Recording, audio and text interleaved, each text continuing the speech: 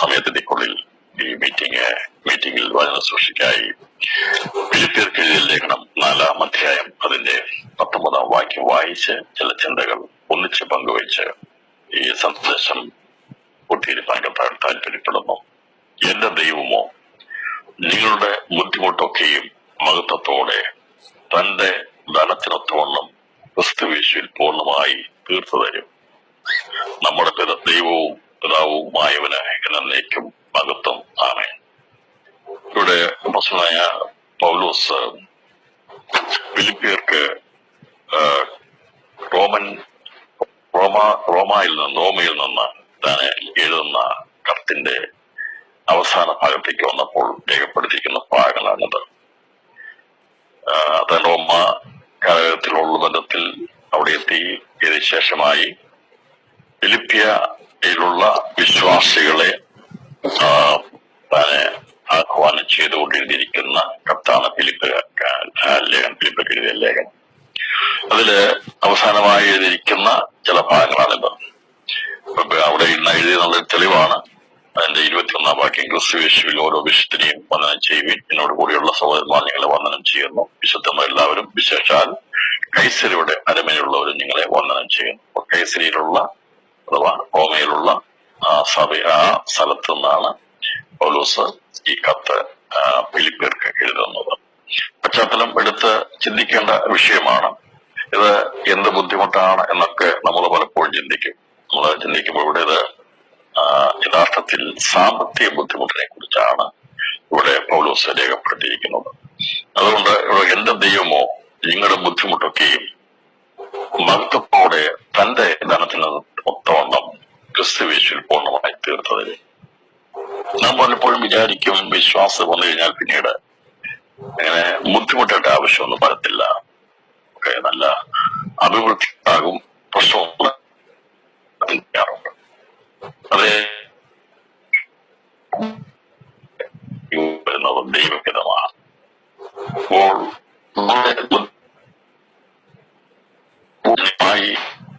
ഒന്നിനും ഒരു ഭാരമില്ലാതെ നടത്തുവാൻ നമ്മുടെ ദൈവത്തിന് ശക്തനാണ്. അവനത് സാധിക്കും. 40 വർഷം മരുഭൂമിയിൽ മന്ന കൊടുക്കാൻ കഴിഞ്ഞ ദൈവത്തിന് നമ്മുടെ ആവശ്യങ്ങളെ നിറവേറ്റുവാനും ദൈവത്തിന് കഴിയും. എന്നാൽ എന്തുകൊണ്ടാണ് നമ്മുടെ ജീവിതത്തിന്റെ പ്രതിസന്ധികൾ, ബുദ്ധിമുട്ടുകൾ വേഗത്തിൽ തീരാത്തത്, അല്ലെങ്കിൽ അതിൽ മാറ്റം വരാത്തത് എന്താണെന്ന് പലപ്പോഴും നാം ചിന്തിക്കുക. എന്തുകൊണ്ടാണ് ദൈവമക്കൾക്ക് ബുദ്ധിമുട്ട് വരുന്നത് എന്നുള്ളത് ചിന്ത പലപ്പോഴും ചില സന്ദർഭങ്ങളിൽ നമ്മളെ പിടിക്കാറുണ്ട്. ശരിയാണ്. കാരണം ദൈവമക്കൾക്ക് എല്ലാം തികഞ്ഞവരായിട്ടല്ല നമ്മളുള്ളത്. നമുക്കെല്ലാം പ്രതിസന്ധികളും പ്രശ്നങ്ങളും ആവശ്യങ്ങളും ഒക്കെ ഉണ്ട്. ഇതിന്റെ പശ്ചാത്തലത്തിലേക്ക് പോകുമ്പോൾ അതിന്റെ മുഴുവൻ ഭാഗങ്ങളും വായിച്ച് ചിന്തിക്കുന്നതിന് മുമ്പായി പൗലോസ് ഈ വിഷയത്തോട് ബന്ധത്തിൽ പറഞ്ഞിരിക്കുന്ന കാര്യങ്ങളെ എടുത്ത് ഒത്തിരി ശേഷമായി ഞാൻ പഴയ നിയമത്തിലുള്ള ഒരു വിഷയമായിട്ട് എടുത്ത് ഇതിനെ ഒരുമിച്ച് പഠിച്ച് ഈ വിഷയങ്ങളെ താരതമ്യം ചെയ്ത് പഠിക്കാനാണ് താല്പര്യപ്പെടുന്നത്. ഇവിടെ തന്നെ കുറിച്ച് പറഞ്ഞിരിക്കുന്നത് 4-ാമത്തെ 10-ാം വാക്യത്തിൽ പറയുന്നത്, നിങ്ങൾ പിന്നെയും എനിക്ക് വേണ്ടി വിചാരിപ്പാൻ തുടങ്ങിയതിനാൽ ഞാൻ കർത്താവിൽ വളരെ സന്തോഷിച്ചു. ഈ ഏത് ബുദ്ധിമുട്ടിന്റെ ഇടയിലും സന്തോഷം ഉണ്ടാകണമെങ്കിൽ നമ്മെക്കുറിച്ച് ഓർക്കുവാൻ വിചാരിക്കാൻ ആരെങ്കിലും ഉണ്ടായിരിക്കണം. ഇന്ന് അനേകരുടെ ജീവിതത്തിൽ പ്രയാസം വന്നിട്ട്, ബുദ്ധിമുട്ട് വന്നിട്ട്, പ്രതിസന്ധി വന്നിട്ട് അവർക്ക് സന്തോഷിക്കാൻ കഴിയാത്തതിന്റെ കാരണം കൂട്ടായ്മ കൊടുക്കാൻ ആരുമില്ലാത്തതുകൊണ്ടാണ്. ഒരു വാക്കൊന്ന് പറഞ്ഞ് വിളിച്ച് ഒന്ന് ആശ്വസിപ്പിക്കാൻ ആരുമില്ലാത്തതുകൊണ്ടാണ് അനേകം ദുഃഖിതരായിട്ടിരിക്കുന്നത്, നിരാശരായിട്ടിരിക്കുന്നത്. ഇതിലൂടെ നമുക്ക് കാണാൻ സാധിക്കുന്നത് വിചാരിക്കുന്ന ഒരു കൂട്ടം ആയിരുന്നു, ഒരു സഭയായിരുന്നു, അല്ലെങ്കിൽ ഫിലിപ്പിയ സഭ. മറ്റുള്ളവരെ കുറിച്ച് വിചാരമുള്ളവരായിരുന്നു. പലരും സ്വന്തം കാര്യങ്ങളെ കുറിച്ച് മാത്രം വിചാരപ്പെടുമ്പോൾ മറ്റുള്ളവരെ കുറിച്ച് വിചാരിക്കണമെങ്കിൽ അത് ദൈവകൃപയുണ്ടെങ്കിലേ അതിന് സാധിക്കുകയുള്ളൂ. അതിന് തെളിവാണ് ഈ ഫിലിപ്പിയർ ലേഖനം 1-ാം അധ്യായത്തിന്റെ പ്രാരംഭ വാക്യങ്ങൾ. അതിന്റെ പ്രാരംഭ വാക്യങ്ങൾ തന്നെ അതാണ് പറഞ്ഞിരിക്കുന്നത്. 1-ാം അധ്യായം അതിന്റെ 5-ാം വാക്യം, 1-ാം നാൾ മുതൽ ഇതുവരെ സുവിശേഷ ഘോഷണത്തിൽ നിങ്ങൾക്കുള്ള കൂട്ടായ്മ നിമിത്തം ഞാൻ നിങ്ങളെ ഓർക്കുമ്പോഴൊക്കെയും എന്റെ ദൈവം ചെയ്യുന്നു. കൃപയിൽ എനിക്ക് കൂട്ടാളികളായ നിങ്ങളെയൊക്കെയും എന്റെ ബന്ധനങ്ങളിലും സുവിശേഷത്തിന്റെ പ്രതിവാദത്തിലും സ്ഥിരീകരണത്തിലും ഞാൻ എന്റെ ഹൃദയത്തിൽ വഹിച്ചിരിക്കൊണ്ട് അങ്ങനെ നിങ്ങളെല്ലാവരെയും കുറിച്ച് വിചാരിക്കുന്നത് എനിക്ക് ന്യായമല്ലോ. ഇവിടെ കൃപയാൽ എനിക്ക് കൂട്ടാളികളായി തന്നവർ, ദൈവകൃപയാൽ ഉള്ളവർക്ക് മാത്രമേ മറ്റുള്ളവരെ കുറിച്ച് ഓർക്കാൻ കഴിയത്തുള്ളൂ. മറ്റുള്ളവരെ കുറിച്ച് വിചാരിക്കണമെങ്കിൽ ഈ ദൈവകൃപ വേണം. ഇപ്പൊ ഫിലിപ്പിയിലുള്ളവർക്ക് ആ വിചാരമുണ്ടായിരുന്നു. പൗലോസ് എങ്ങനെയാണ് താൻ ജീവിക്കുന്നത്, എങ്ങനെയാണ് തന്റെ ശുശ്രൂഷ എന്നതിനെ കുറിച്ചൊക്കെയുള്ള ഒരു ചിന്ത ഈ ഫിലിപ്പിയർക്കുണ്ടായിരുന്നു. കാരണം താനാണ് അവർക്ക് വേണ്ടി കഷ്ടപ്പെട്ട് തന്റെ കൈകളാലാണ് താനാണ് അവിടെ പ്രവർത്തിച്ച ഫിലിപ്പിയരെ അവർ മറന്നുപോയില്ല. എന്നാൽ പലപ്പോഴും പലരും മറന്നു കളയുമ്പോൾ കൃപയുടെ ശക്തി വ്യാപരിക്കുന്ന ദൈവകൃപയുള്ളവരാരും പണ്ടത്തെ കാര്യങ്ങളൊന്നും മറന്നു കളയുന്നവരല്ല. എന്നാൽ ഇന്നത്തെ ലോകത്തിലേക്ക് നോക്കുമ്പോൾ നോക്കാൻ സാധിക്കുന്നത് അന്നത്തെ സാഹചര്യത്തിനനുസരിച്ചുള്ള കൂട്ടായ്മകളാണ് കൂടുതലുമുള്ളത്. പണ്ടത്തെ ഉള്ള കാര്യങ്ങളൊക്കെ മറന്നു കളയും. നമ്മെ നടത്തിയവരെയും നമുക്ക് വേണ്ടി പ്രാർത്ഥിച്ചവരെയും നമുക്ക് വേണ്ടി നിന്നവരൊക്കെ പലപ്പോഴും. എന്നാൽ ഇവിടെ പറഞ്ഞിരിക്കുന്നത് പൗലോസ് പറയുന്നത് ഞാൻ നിങ്ങളെ ഹൃദയത്തിൽ വഹിച്ചിരിക്കുന്നു. അപ്പൊ എല്ലാവരെയും ഹൃദയത്തിൽ വഹിക്കാൻ കഴിയത്തില്ല. ഹൃദയത്തിൽ വഹിക്കണമെങ്കിൽ ദൈവകൃപയുടെ കൂട്ടായ്മ കാണിക്കുന്നവരെയാണ് ഹൃദയത്തിൽ വഹിക്കുന്നത്. ഞങ്ങളെ ഓർക്കുമ്പോഴൊക്കെയും ഞാൻ സ്തോത്രം ചെയ്യുന്നു. ഫിലിപ്പിയരെ ഞാൻ എല്ലായ്പ്പോഴും ഞങ്ങളെ കൊണ്ട് പ്രാർത്ഥിക്കുന്നത് സാധിക്കത്തില്ല കാര്യമല്ല. എല്ലാവരെയും ഓർത്ത് ഇപ്പോഴും പ്രാർത്ഥിക്കാൻ നൂറുകണക്കിന് സഭയുള്ള ഒരു പൗലോസ് സാധിക്കുക. അങ്ങനെ പ്രാർത്ഥിക്കാൻ അദ്ദേഹത്തിന് ഒരു സുവിശേഷ ഘോഷത്തിന് പോകാൻ പറ്റത്തില്ല. അവിടെ മോഷണമൊന്നും പറഞ്ഞില്ല. ഫിലിപ്പിയരെ ഓർത്ത് അവിടെയുള്ള എല്ലാ ആൾക്കാരെയും ഓർത്ത് എനിക്ക് പ്രാർത്ഥിക്കാൻ കഴിയത്തില്ല. അതിന്റെ പ്രാർത്ഥനയ്ക്ക് ഒരു പരിമിതിയുണ്ട്, സമയത്തിന്റെ പരിമിതി. അതുകൊണ്ട് പറഞ്ഞ് ഞാൻ നിങ്ങളെ ഓർക്കുമ്പോഴൊക്കെയും ഞാൻ സ്തോത്രം ചെയ്യുന്നു. പറഞ്ഞിരിക്കുന്നത് ഞാൻ നിങ്ങളെ ഓർക്കുമ്പോഴൊക്കെയും ഞാൻ ദൈവത്തിന് സ്തോത്രം ചെയ്യുന്നു. ഈ ഇടയ്ക്കിടയ്ക്ക് ഓർക്കുപോലെ ഇവിടെ ഓർക്കുമ്പോഴൊക്കെയും ദൈവത്തിന് സ്തോത്രം ചെയ്യും. കഥാവെ ഫിലിപ്പിയിലുള്ള ഇന്നവരെ ഓർത്ത് ആരൊക്കെയാണെന്നുള്ളത് ഞാൻ പിന്നീട് പറയാം അതിന്റെ പശ്ചാത്തലത്തിലേക്ക് കൊണ്ടുവരാം. എന്നാൽ ഈ ഞാൻ പറഞ്ഞല്ലോ, എല്ലാ ബുദ്ധിമുട്ടുകളും എല്ലാ ദാരിദ്ര്യങ്ങളും അത് നമ്മുടെ കുറവ് കൊണ്ടുവരുന്നതല്ല, ദൈവത്താൽ ചിലതൊക്കെ സംഭവിക്കുന്നതാണ്. അപ്പോൾ ചില ബുദ്ധിമുട്ടുകൾ വന്നെങ്കിലേ ചില കാര്യങ്ങൾ ദൈവത്തെ നടത്തിയെടുക്കാൻ കഴിയത്തുള്ളൂ, ദൈവത്തിന്റെ പ്ലാൻ നടത്താൻ കഴിയത്തുള്ളൂ. പക്ഷെ അവിടെയും വിചാരിക്കുന്ന ചിലരെ ദൈവം അവിടെ നിർത്തിയിരിക്കും. ഞാൻ നിങ്ങൾ കടന്നു പോകുന്ന ബുദ്ധിമുട്ടിൽ ഒറ്റപ്പെട്ടു പോകാതിരിക്കുവാൻ, പ്രയാസപ്പെട്ടു പോകാതിരിക്കുവാൻ കൂട്ടായ്മയുടെ വലം കൈ തരുന്ന കൃപയുടെ ചില വ്യക്തികളെ ദൈവം കണ്ടിരിക്കും. അതിനുശേഷമേ എന്നെയും നിങ്ങളെയും ദൈവം കഷ്ടതയിലൂടെ കടത്തിവിടുകയുള്ളൂ, ഇല്ലായ്മയിലൂടെ കടത്തിവിടുകയുള്ളൂ. ദൈവിക ഉദ്ദേശത്തിലൂടെ കടന്നു ആദ്യമേ ദൈവം ഒരുക്കുന്നത് നമുക്ക് വേണ്ടതായ സാഹചര്യങ്ങളെ, അനുവദനീയമായിരിക്കുന്ന കാര്യങ്ങളെ, നമ്മളെ വിചാരിക്കുന്നവരെ ഒരുക്കിയതിനു ശേഷമാണ് ദൈവം ഒരു വ്യക്തിയെ ബുദ്ധിമുട്ടിലൂടെ കടത്തിവിടുന്നത്. ഞാനതിന് ഉദാഹരണമായിട്ട്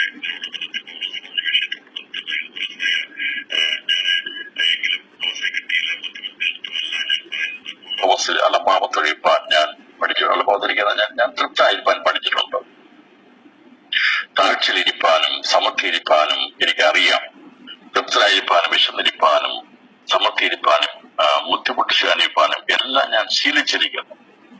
അപ്പൊ ഈ പഠിച്ചു അനുഭവശീലമായി പിന്നീട് അത് തന്റെ ജീവിതത്തിന്റെ ഭാഗമായി. ഉണ്ടെങ്കിലുണ്ട്, ഇല്ലെങ്കിലില്ല. സമൃദ്ധി ഉണ്ടെങ്കിലുണ്ട്. ഞാൻ പറഞ്ഞല്ലോ, അതാണ് യഥാർത്ഥമായ ഒരു ദൈവദാസന്റെ അല്ലെങ്കിൽ ദൈവമക്കളുടെ സ്വഭാവം. അതാണ്. ഉണ്ടെങ്കിൽ സമൃദ്ധിയായിട്ടിരിക്കണം, നിർമ്മിച്ചൊന്ന് കാണിക്കാൻ പറഞ്ഞിരിക്കുന്നത്. സമൃദ്ധിയിരിപ്പാൻ ചില വിചാരിക്കും സുവിശേഷ വേലയ്ക്കാതെ അതുകൊണ്ട് അങ്ങനെ സമൃദ്ധിയായിട്ടൊന്ന് ജീവിക്കാം. അങ്ങനെയൊന്നല്ല. നമ്മളത് ദൈവം പറഞ്ഞിരിക്കുന്നത് സമർത്ഥിയിരിക്കണമെങ്കിൽ സമർത്ഥിയിരിക്കണം. ഒരു സമയം ഞാൻ സമർത്ഥിരുന്നിട്ടുണ്ട്, ഞാൻ ഇല്ലാതിരുന്നിട്ടുണ്ട്. താഴ്ചയിരുന്നിട്ടുണ്ട്. സമർത്ഥിയിരിപ്പാൻ, തൃപ്തനായിരിക്കാൻ, വിശന്നിരിപ്പാൻ, സമർത്ഥിയിരിപ്പാൻ, ബുദ്ധിമുട്ടനുഭവിപ്പാൻ എല്ലാം ഞാൻ ശീലിച്ചിരിക്കുന്നു. എല്ലാം ഞാൻ അത് ശീലിച്ചിരിക്കുന്നു. നമുക്ക് ഒരു ശീലം മാത്രമല്ല നമുക്കുണ്ടാകേണ്ടത്. ഏത് കാര്യം വന്നാലും അതിനകത്ത് തൃപ്തരായിരിക്കണം. അലംഭാവത്തൊടിക്കുന്നത് പറഞ്ഞാൽ വറിയിടാകാൻ പാടില്ല. ഉള്ളതോട് തൃപ്തിപ്പെടുന്നവരായിരിക്കണം. അതാണ് ദൈവം ആഗ്രഹിക്കുന്നത്.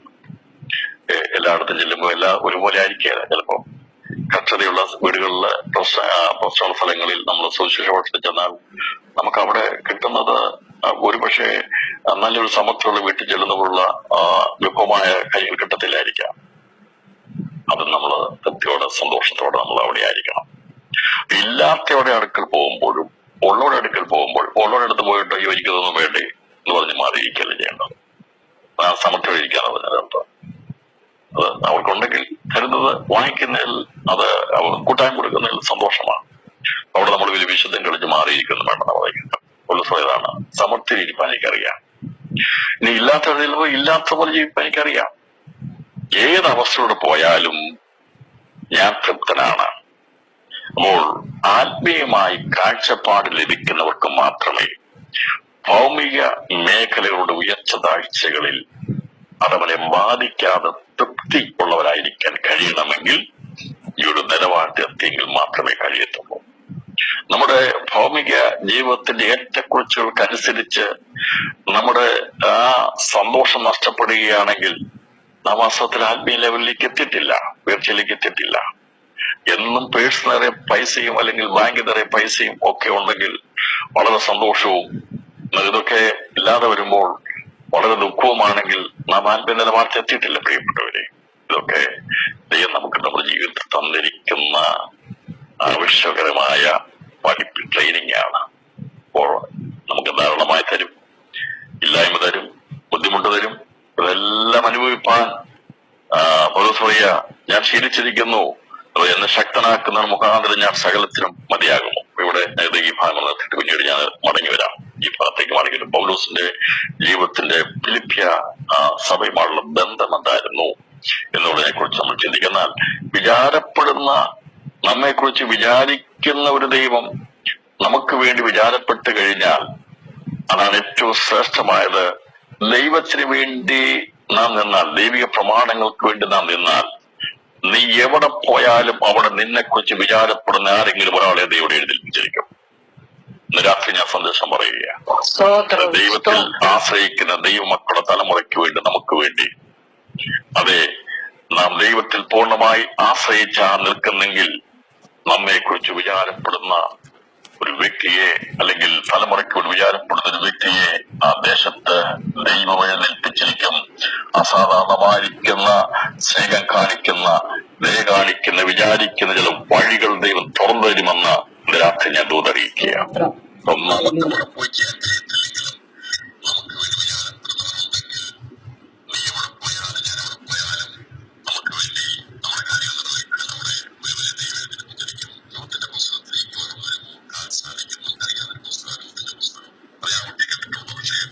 എത്ര പ്രസംഗിച്ചാലും ഈ ദൈവത്തിന് ഒന്നും തീർന്നു പോകുന്നില്ല. പുതുതായിട്ടുള്ള ചിന്തകൾ അതിൽ നിന്ന് വരുന്നതുകൊണ്ട് ഞാൻ ആ ഭാഗത്തേക്ക് വേഗത്തിലേക്ക് കൊണ്ടുവരാം. ഈ ലോകത്തിനെ കുറിച്ച് പറയാൻ സാധിക്കുന്നത്, ലോകത്തിന് വേണമെങ്കിൽ അവിടെ നിൽക്കാമായിരുന്നു. ഏകദേശം 10 വർഷത്തെ മോവാബിയ ജീവിതത്തിന് ശേഷമായി എലീമേലെക്കിന്റെ ഭാര്യ ഒറ്റയ്ക്ക് ആയിത്തീർന്നു. അവളുടെ 2 മരുമക്കളുമായിട്ട് പുറപ്പെടുന്നതിനെ കുറിച്ചുള്ള ഭാഗമാണ് അതിന്റെ ഭാഗത്ത് പറഞ്ഞത്. 10 വർഷത്തെ അവിടുത്തെ താമസ ശേഷമായി ദൈവം സന്ദർശിച്ച് ആഹാരം ഉണ്ടായി എന്ന് കേട്ടിട്ട് മോവാദേശത്തുനിന്ന് അവളുടെ 2 മരുമക്കളോടുകൂടി പുറപ്പെടുന്നതാണ് പ്രാരംഭത്തെ കാണുന്നത്. 10 വർഷത്തെ മോവാബിയ വാസത്തിന്റെ ഉദ്ദേശം, ദൈവത്തിന്റെ ഉദ്ദേശം ലൂത്തിനെ കുറിച്ചുള്ളതായിരുന്നു.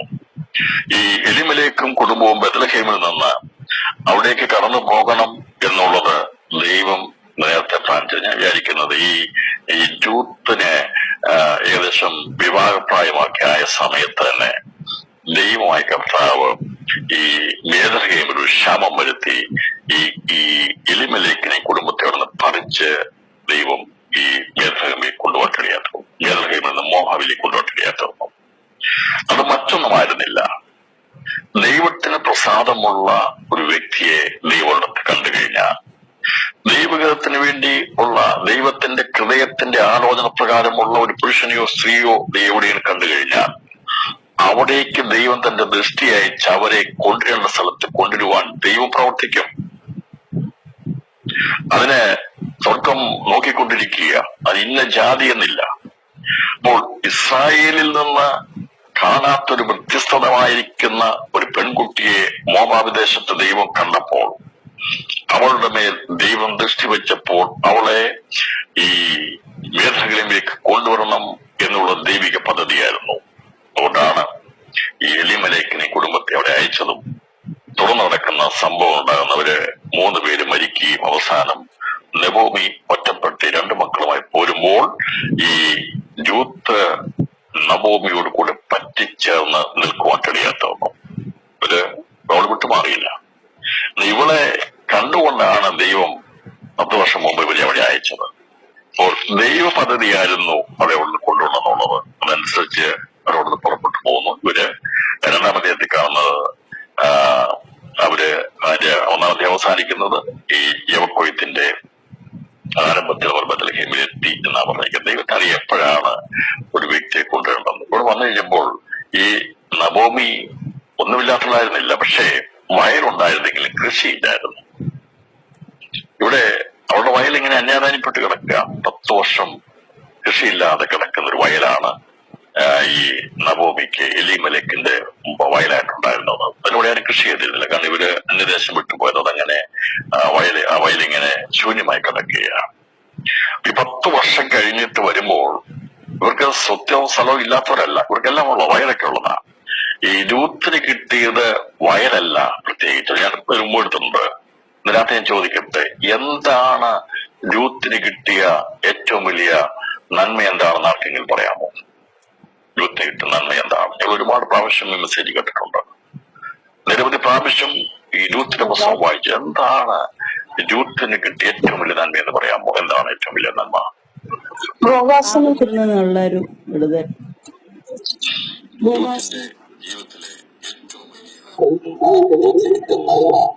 അന്യജാതിയിൽ നിന്ന്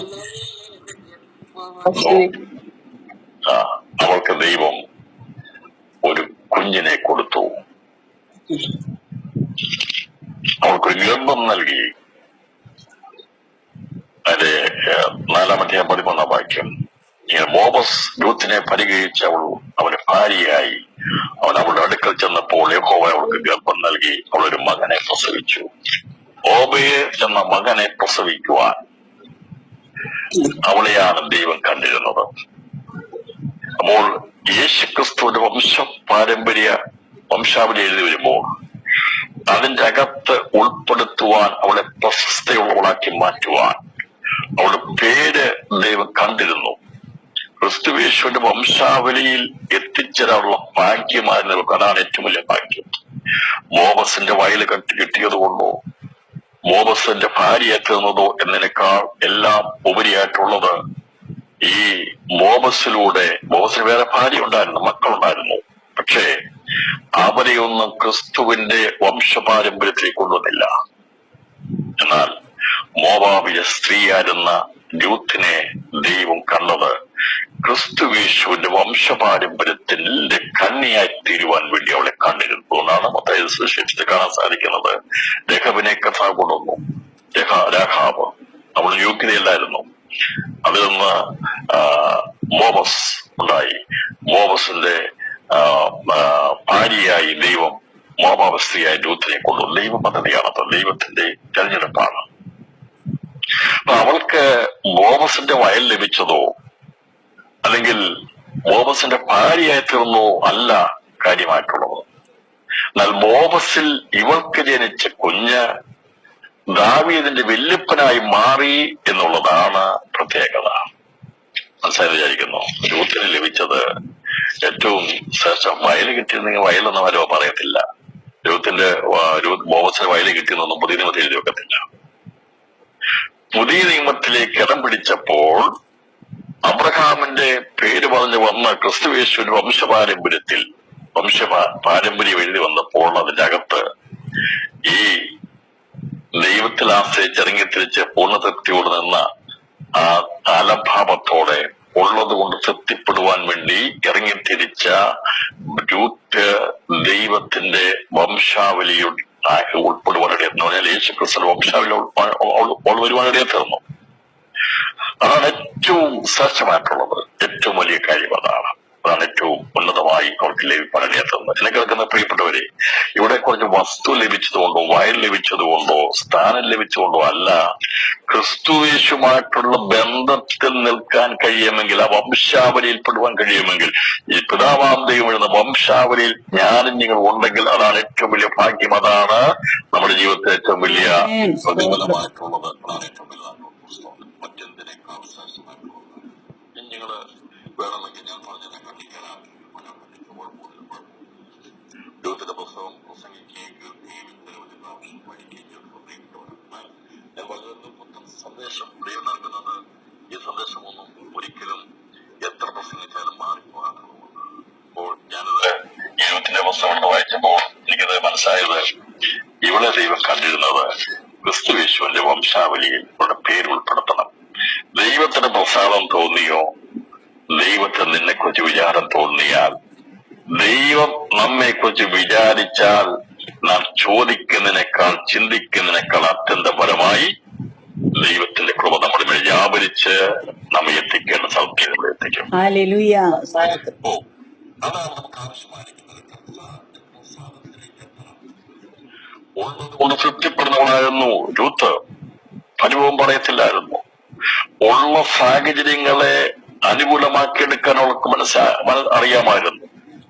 ഏത് സാഹചര്യത്തിൽ പോയപ്പോഴും തുരുറുപ്പില്ലായിരുന്നു. ആ സാഹചര്യങ്ങളെ അവൾ സന്തോഷത്തോടെ കൈകാര്യം ചെയ്ത് സുഷ്കാന്തിയോടെ ചുറുറുപ്പോടെ നിന്ന് കഴിഞ്ഞപ്പോൾ അവളുടെ ജീവിതത്തിന് മാറ്റം വന്നു. അതാണ് ദൈവാഗ്രഹം. അതാണ് പൗലോസിന്റെ ജീവിതം. തന്നെയാ പൗലോസും ഉള്ളത് പറയാം. പൗലോസ് പറയായിരിക്കും, പൗലോസ് പറയാ, ഞാനും ഉള്ളതുകൊണ്ട് ഇരിക്കാൻ തൃപ്തനാണ്. എനിക്കിതൊക്കെ ഞാൻ പഠിച്ചിട്ടുണ്ട്, ശീലിച്ചിട്ടുണ്ടെന്നുള്ളത്. അതല്ലേ നമ്മൾ കാണുന്നത്. ഇവള് വന്നു കഴിഞ്ഞിട്ട് നവഭൂമിയോട് വഴക്ക് പിടിക്കുകയല്ല ചെയ്തത്. പിന്നെ കാരണം ഒന്നും പറയാൻ പറ്റത്തില്ല. അവൾ സ്വന്തം ഇഷ്ടത്തിൽ ഇറങ്ങി തിരിച്ചു വന്നതാ. നവഭൂമിക്കൊന്നും പറയേണ്ട ആവശ്യമില്ല.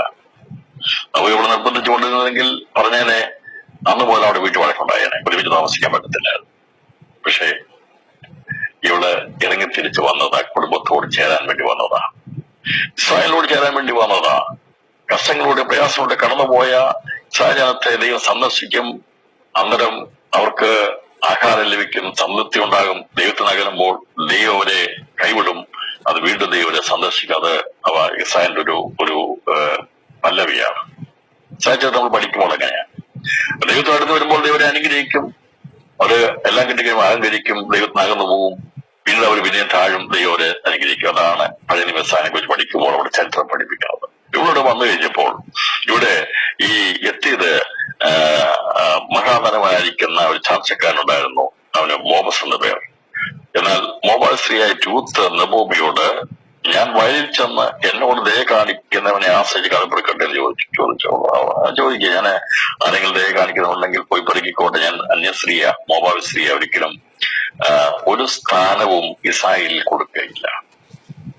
അവരുടെ ഒരു പ്രത്യേകതയാണ്. അവര് അങ്ങനെ പഠിച്ചിരിക്കുന്നത്. 10 തലമുറ പോലും പ്രവേശിക്കരുത് പറഞ്ഞിരിക്കുന്ന മോബാബി. എവിടുന്നാ വരുന്നത് ഈ മോബാബി എന്ന് പറഞ്ഞാൽ അന്നേരം തന്നെ ഏറ്റോട്ടടിക്കുന്നതാണ്. അവര് വീട്ടിൽ പോലും കയറരുത്, ഒരു ഗ്ലാസ് വെള്ളം പോലും കൊടുക്കത്തില്ല.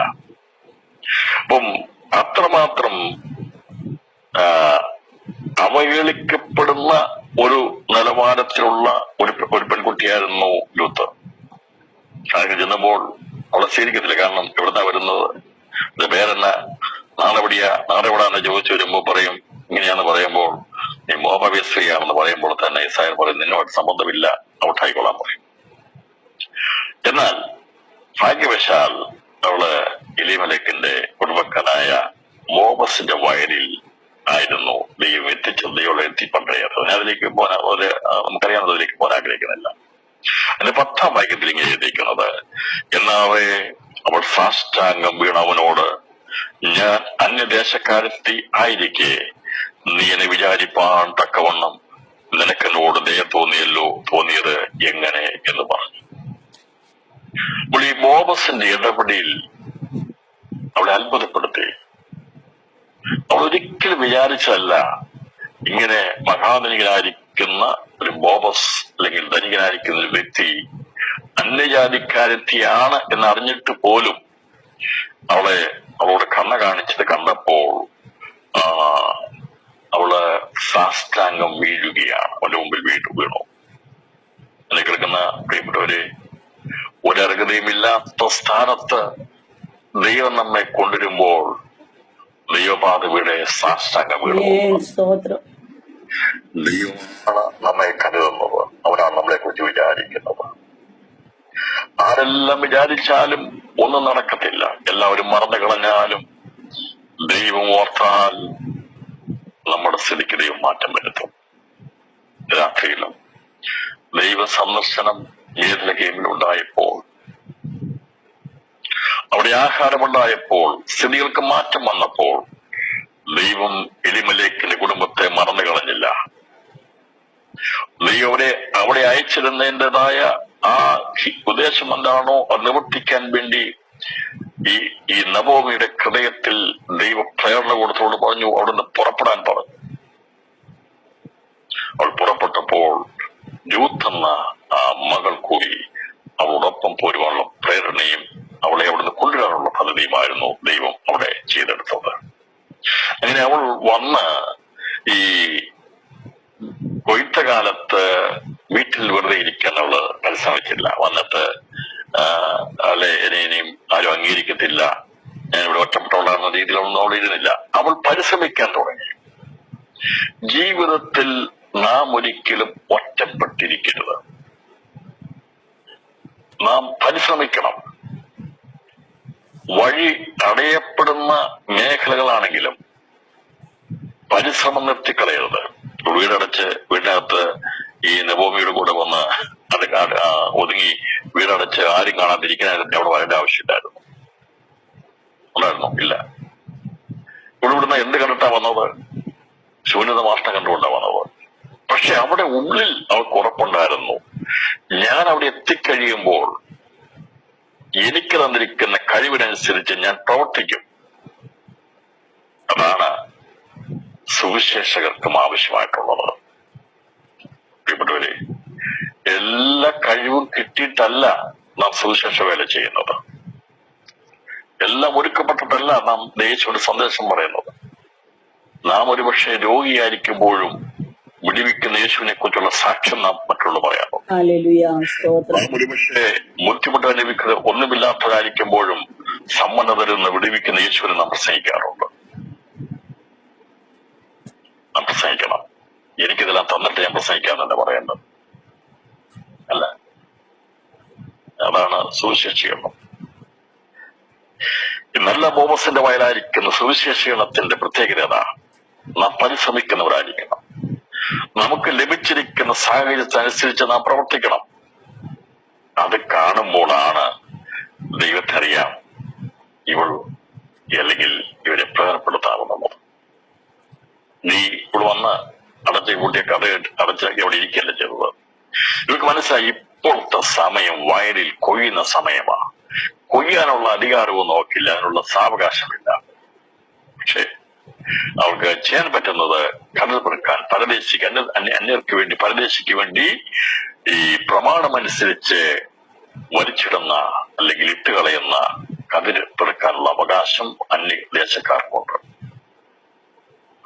ആ പ്രമാണം അറിയാവുന്നവളായിരുന്നു രൂത്ത്. ഈ കൊയ്തു പോകുമ്പോൾ അരികുമൊഴിച്ച് കൊയ്യരുന്ന പ്രമാണമുണ്ട്. അത് അന്യന്മാർക്ക് പരദേശം കൊടുക്കണമെന്ന് പറയുന്നു. അപ്പോൾ അങ്ങനെ പ്രമാണമനുസരിച്ചാണ് ബോബസിന്റെ കൊയ്ത്ത് നടക്കുന്നത്. ബോബസ് ദൈവ പ്രവൃത്തിയുള്ളവനാ, ദൈവകൃപയുള്ളവനാ, ദൈവ പ്രമാണങ്ങൾ അറിയുന്നവനാ. ഇപ്പം ഞാൻ വിചാരിക്കുന്ന ഇവൾ ഏതായാലും ഇങ്ങനെ പിശുക്ക് കാട്ടി കൊയ്യുന്ന ഒരുത്തന്റെ വയലിലേക്കല്ല അവളുടെ കണ്ണ് വീണത്. പ്രമാണമനുസരിച്ച് കൊയ്യുന്ന ഒരു ഇസ്രായേലുകാരൻ ബോബസ് ആയിരുന്നു. അവന്റെ പാടശേഖരമാണ്, അല്ലെങ്കിൽ അവന്റെ വയലാണ് അവൾ കണ്ടത്. മനസ്സിലാക്കണം. ഈ പ്രമാണമൊക്കെ തെറ്റിച്ച് പലരും ചെയ്യും. അതൊക്കെ പണ്ട് പറഞ്ഞാലോ ചെയ്യും. പക്ഷേ പ്രമാണം കൈവിടാതെ ദൈവം പറഞ്ഞ വാക്കിന് വള്ളിപുള്ളി വ്യത്യാസമില്ലാതെ പ്രമാണത്തിന് ഒത്തോണം നിൽക്കുന്നവനായിരുന്നു മോമസ്. അതുകൊണ്ടാണ് അവന്റെ വയലിൽ പെറുക്കാൻ കതിരുകൾ ഉണ്ടായിരുന്നത്. മറ്റുള്ള ഒരുപാട് വയലുണ്ടായിരുന്നു. പക്ഷെ എല്ലാ വയലും നോക്കിയപ്പോൾ അവള് ബുദ്ധിമതി. അവള് നോക്കിയപ്പോൾ ഈ കൊയ്തിട്ടിട്ട് പോകുന്നതിന്റെ അകത്ത് വലിച്ചിട്ട് പോകുന്ന അല്ലെങ്കിൽ പെറുക്കിക്കൊണ്ടു പോകാതെ കിടക്കുന്നത്, സമൃദ്ധിയായി കിടക്കുന്നത് ബോവസിന്റെ വയലിലാന്ന് കണ്ടു. സാഹചര്യങ്ങളെ പഠിക്കണം, മനസ്സിലാക്കണം. അതിനനുസരിച്ച് വേണം നമ്മുടെ സ്റ്റെപ്പുകൾ വെക്കുവാനായിട്ട്. യൂത്ത് കാര്യങ്ങളെ പഠിപ്പാനിടയായിരുന്നു. ഇസ്രായേലിന്റെ പ്രമാണങ്ങൾ മനസ്സിലാക്കിയെടുത്തു. എങ്ങനെ കൊയ്യണം എന്നുള്ളത് അവർക്കറിയാമായിരുന്നു. ആ പ്രമാണമനുസരിച്ച് കൊയ്യുന്ന ബോവസിന്റെ അവിടേക്ക് എത്തിയാൽ അവിടുന്ന് അവൾക്ക് വേണ്ടത് കിട്ടുമെന്ന് അറിയാവുന്നതുകൊണ്ടാണ് അവള് ഭാഗ്യവശാൽ അവിടെ എത്തുവാനിടയെത്തുന്നത്. അങ്ങനെ അവൾ അവിടെ നിന്ന് പെരുക്കെടുക്കൊണ്ടിരിക്കുന്നു. അതാണ് എന്റെ സന്ദർഭം കാണുന്നത്. അപ്പൊ ഇവിടെ മാത്രമല്ല, ഇവിടെ എത്തിയപ്പോൾ ബേത്ലഹേമിലായിരിക്കുന്ന ബോവസിനെ ദൈവം അവിടേക്ക് കൊണ്ടുവന്നു. തലേദിവസം നേരത്തെ വന്ന് പോകത്തില്ലായിരുന്നു. ഇവിടെ വരുന്നതിന് മുമ്പ് പോയിരുന്നെങ്കിൽ ഒരിക്കലും കൂടിക്കാഴ്ച പറ്റത്തില്ലായിരുന്നു. പക്ഷേ ഈ വിചാരിക്കേണ്ടുന്നവനെ കൊണ്ടുവരേണ്ടത് ദൈവത്തിന്റെ ചുമതലയാ, ദൈവത്തിന്റെ കടമയാ, ദൈവത്തിന്റെ ഉത്തരവാദിത്തമാ, ദൈവത്തിന്റെ സ്നേഹമാ. ഞാൻ പറഞ്ഞല്ലോ, ദൈവം ദൃഷ്ടി വെച്ചാൽ ആളുകൾ പറഞ്ഞാൽ തുടങ്ങിയ ആര് എപ്പോൾ നിന്റെ അടുക്കൽ വരണമെന്നുള്ളത്, നമ്മുടെ അടുക്കൽ വരണമെന്നുള്ളത് ദൈവം പ്രവർത്തിച്ചുകൊള്ളും, ദൈവം കരുതിക്കൊള്ളും. ആലോചിക്കുക, ഈ ബേത്ലഹേമിനായിരിക്കുന്ന ഈ ഇദ്ദേഹം ബോവസ് എന്തുകൊണ്ടാണ് ആ സമയത്ത് വന്നത്? ഈ യൂത്ത് ഈ കതിർപ്പെറുക്കാൻ വേണ്ടി ഇറങ്ങിയ സമയത്ത് അവിടുന്ന് വരണമെങ്കിൽ അവനെ ആദർശം വന്നതല്ല, ദൈവം അവനെ അവിടുന്ന് കൊണ്ടുവന്നതാ. ആ വർഷത്തിലെ കൊയ്ത്തിന്റെ ഏറ്റവും വലിയ പ്രത്യേകത യൂത്തിന്റെ വീണ്ടെടുപ്പായിരുന്നു. ഈ വർഷത്തിന്റെ ഏറ്റവും വലിയ പ്രത്യേകത ദൈവമക്കളെ നമുക്ക് വേണ്ടി കരുതി വെച്ച് ചില വിടുതലുകൾ പ്രാപിച്ചെടുക്കാനുള്ള വർഷമാണ്. ഒരുപാട് കൊയ്ത്ത് നടന്നിട്ടുണ്ട്, ഒരുപാട് ധാന്യം ശേഖരിച്ചിട്ടുണ്ട്. അതിൽ ഏറ്റവും ശ്രേഷ്ഠമായി അറിയപ്പെടുന്ന നിലനിൽക്കുന്ന ഒരു കൊയ്ത്ത് ബോവസിന്റെ വയലിലെ കൊയ്ത്തായിരുന്നു. ആ കൊയ്ത്തിന്റെ പ്രത്യേകത ഉണ്ടായിരുന്നു. ഒരുവൾക്ക് വീണ്ടെടുപ്പുണ്ടായി. അവള് ഇസ്രായേൽ പൗരതയോട് ചേർന്ന് യേശുക്രിസ്തു വംശാവലിയിൽ അംഗത്വമായി അവിടെ ഉദരത്തിൽ ബോവസിന് കുഞ്ഞ് ജനിച്ചു, ഓബേദ് ജനിച്ച് അത് ദാവീദിന്റെ വല്യപ്പനെ ജനിപ്പിക്കാനുള്ളതായ, പ്രസവിക്കാനുള്ള അവകാശം അവൾക്ക് ലഭിച്ചു എന്നുള്ളതാണ് ആ വർഷം നടന്ന കൊയ്ത്തിന്റെ ഏറ്റവും വലിയ പ്രത്യേകത. അങ്ങനെയാണെങ്കിൽ 2024 ദൈവത്തിന്റെ ആത്മാവ് നമുക്ക് വേണ്ടി ഇന്ന് രാത്രി സന്ദേശം കേൾക്കുന്നവർക്ക് വേണ്ടി, ഈ സന്ദേശം ആരെല്ലാം കേൾക്കുന്നവർക്ക് വേണ്ടി ഞാൻ ആത്മാവിനെ വിളിച്ചു പറയുകയാണ്. അതെ, ദൈവം ശ്രേഷ്ഠമായത് ഈ വർഷം നമുക്ക് വേണ്ടി കരുതി വെച്ചിട്ടുണ്ട്. സ്തോത്രം. ആ വർഷത്തിന്റെ പ്രത്യേകത ഏതായിരുന്നു? യൂത്തിന്റെ ജീവിതത്തെ മാറ്റിമറിച്ചതുപോലെ 2024 ദൈവം നമ്മുടെ സ്ഥിതികൾക്ക് മാറ്റം വരുത്തി. നീ അനുഭവിക്കുന്ന ബുദ്ധിമുട്ട് മാറ്റുവാൻ ദൈവം പ്രവർത്തിക്കുന്ന വർഷമാക്കി ദൈവം മാറ്റാൻ പോവുകയാണ്.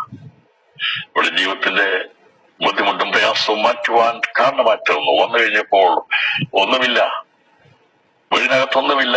അവളുടെ വയല് ഉണ്ട്.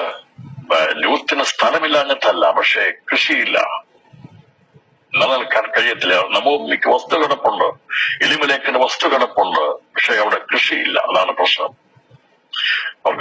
അവർക്ക് ഉപജീവനം നടക്കണമെങ്കിൽ അതിനുള്ള വഴി ദൈവം കാണിച്ചു കൊടുത്തു. അത് മാത്രമല്ല, അവൾക്കുണ്ടായിരുന്ന അല്ലെങ്കിൽ അവൾക്ക് ചേരേണ്ട വയൽ കൂടി ബോവസിന്റേതായി തീർന്നു.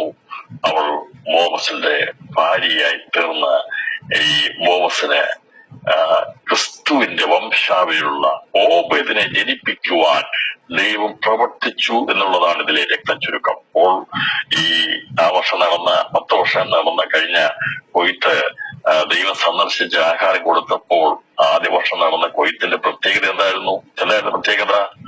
അവിടെ ധനകുമാരം എല്ലാവരും കൂട്ടി എല്ലാവരും സന്തോഷിച്ച് അവർ ആർത്തുല്ലസിച്ചപ്പോൾ അതിന്റെ ഭാഗത്തിന്റെ ഭാഗമായി മാറിയപ്പോൾ വലിയൊരു ഭാഗ്യമുണ്ടായിരുന്ന ഒരുവൾക്ക് പറയാൻ സാധിക്കുന്നത് അവൾ നേടിയ കറ്റയല്ല, വയലല്ല, എല്ലാറ്റേക്കാൾ ഉപരി അവൾക്ക് പറയാൻ സാധിക്കും, എനിക്ക് ബോവസിന്റെ കുടുംബത്തിൽ അവന്റെ കൂടെ ചേരുവാൻ കഴിഞ്ഞു.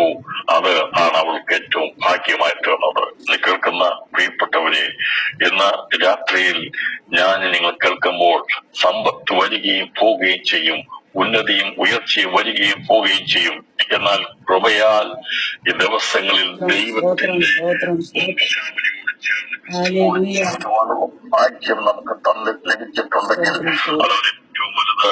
ബാക്കിയുള്ളതൊക്കെ മാറിപ്പോകുമ്പോഴും മാറാതെ നിൽക്കുന്നത് അത് മാത്രമാണ്. അതുകൊണ്ടാണ് പുതിയ നിയമത്തിലേക്ക് വംശാവലി എഴുതിയപ്പോൾ അവളുടെ പേര് കൂടി എടുത്തെഴുതിയത് യൂത്തിൽ നിന്ന് ബോവസിന് ജനിച്ച അവനായിരുന്നു ഓബേദ് എന്ന പേരിലുമാണ് എത്തുന്നത്. വയലിന്റെ പ്രമാണം ഉണ്ടായിരുന്നെങ്കിൽ കയ്യിലിരിക്കുന്നുണ്ടായിരുന്നു. അത് കഴിയുമ്പോൾ അത് അവിടെ മരിച്ചു കഴിയുമ്പോൾ തീരാനുള്ളതേ ഉള്ളൂ. എന്നാൽ മോവാബി സ്ത്രീയായിരിക്കുന്ന രൂഥേ, നിനക്ക് ലഭിച്ചത് പൂർണ്ണമായും നീ ഇസ്രായേലിന്റെ ദൈവത്തിൽ ആശ്രയിച്ച് നീ വന്നത് കൊണ്ട് ദൈവം നിനക്ക് പൂർണ്ണ പ്രതിഫലം നൽകട്ടെ എന്ന് പറയുമ്പോൾ എന്താണ് പൂർണ്ണ പ്രതിഫലം എന്നുള്ളത്? 2-ാം അധ്യായം 12-ാം വാക്യം, നിന്റെ പ്രവൃത്തിക്ക് യഹോവ പകരം നൽകട്ടെ. ഇസ്രായേലിന്റെ ദൈവമായി യഹോവയുടെ ചെറിയ കീഴിൽ ആശ്രയിച്ചു വന്നിരിക്കുന്ന നിനക്കവൻ പൂർണ്ണ പ്രതിഫലം തരുമാറാകട്ടെ എന്ന് ഉത്തരം പറഞ്ഞു. അപ്പോൾ പൂർണ്ണ പ്രതിഫലം തരുമാറാകട്ടെ, ഇത് തന്നെയാണ് പൗലോസ് അപ്പോസ്തലനും പറഞ്ഞിരിക്കുന്നത്. നിങ്ങളുടെ ബുദ്ധിമുട്ടൊക്കെ തന്റെ ധനത്തിനൊത്തവണ്ണ ക്രിസ്തുയേശുവിൽ പൂർണ്ണമായും തീർത്ത് തരും. അതിന്റെ അകത്ത് ഈ തീർത്തു തരുമെന്നല്ല, പൂർണ്ണമായി തീർത്തു തരും എന്ന് പറഞ്ഞപ്പോൾ അതിനകത്ത് ആത്മീയം ഭൗമികമായ നന്മ അടങ്ങിയിട്ടുണ്ട്. ദൈവം പൂർണ്ണമായ പ്രതിഫലം നൽകും. ചെറിയ കീഴിനെ ആശ്രയിച്ച് വന്നിരിക്കൊണ്ട് അവൻ പൂർണ്ണ പ്രതിഫലം തെരുമാറാകട്ടെ എന്ന് ഉത്തരം പറഞ്ഞു. അപ്പോൾ ബോസ് പറയുക, നീ മറ്റാരെയും ആശ്രയിക്കാതെ ഇസ്രായേലിന്റെ ദൈവത്തിൽ ആശ്രയിച്ചു വന്നതുകൊണ്ട് നിനക്ക് പ്രതിഫലം നൽകട്ടെന്നല്ല പറഞ്ഞത്. പ്രതിഫലമായിരുന്നെങ്കിൽ ഈ കറ്റയുമായാലും ഒക്കെ ആയിട്ടൊന്നു പോകുമായിരുന്നു. എന്നാൽ പൂർണ്ണ പ്രതിഫലം ആണ് അവളുടെ ആത്മീയമായിരിക്കുന്ന ആ അനുഗ്രഹം കാരണമായി തീർന്നത്. എന്തെങ്കിലും പ്രതീക്ഷ ഉണ്ടായിരുന്നല്ലായിരുന്നു ഈ നവോമിയും കുടുംബവും രൂത്തും.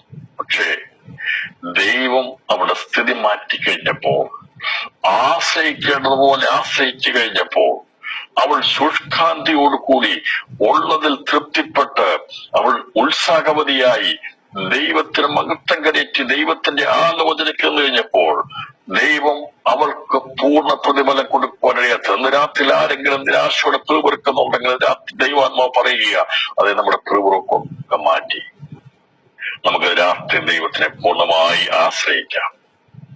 നാം ദൈവത്തിൽ അവന്റെ ചെറിയ ആശ്രയിച്ചു വരുന്നെങ്കിൽ ദൈവമായ കർത്താവ് പറയുക, ദൈവത്തെ ആത്മാ പറയുക, പൂർണ്ണ പ്രതിഫലം തരുമാറാകട്ടെ. ഈ ഫിലിപ്പിയുള്ള ബന്ധത്തിൽ പറയുമ്പോൾ അതെന്നെ പറയുന്ന അവർക്ക് ബുദ്ധിമുട്ടുണ്ടായിരുന്നു. അവർക്ക് ബുദ്ധിമുട്ടുണ്ടായിരുന്നിട്ട് പോലും പൗലോസിനെ സഹായിച്ചത്. അതുകൊണ്ടാണ് പൗലോസ് പറഞ്ഞത്, നിങ്ങളുടെ ബുദ്ധിമുട്ടൊക്കെയും മഹത്വത്തോടെ തന്റെ തലത്തിൽ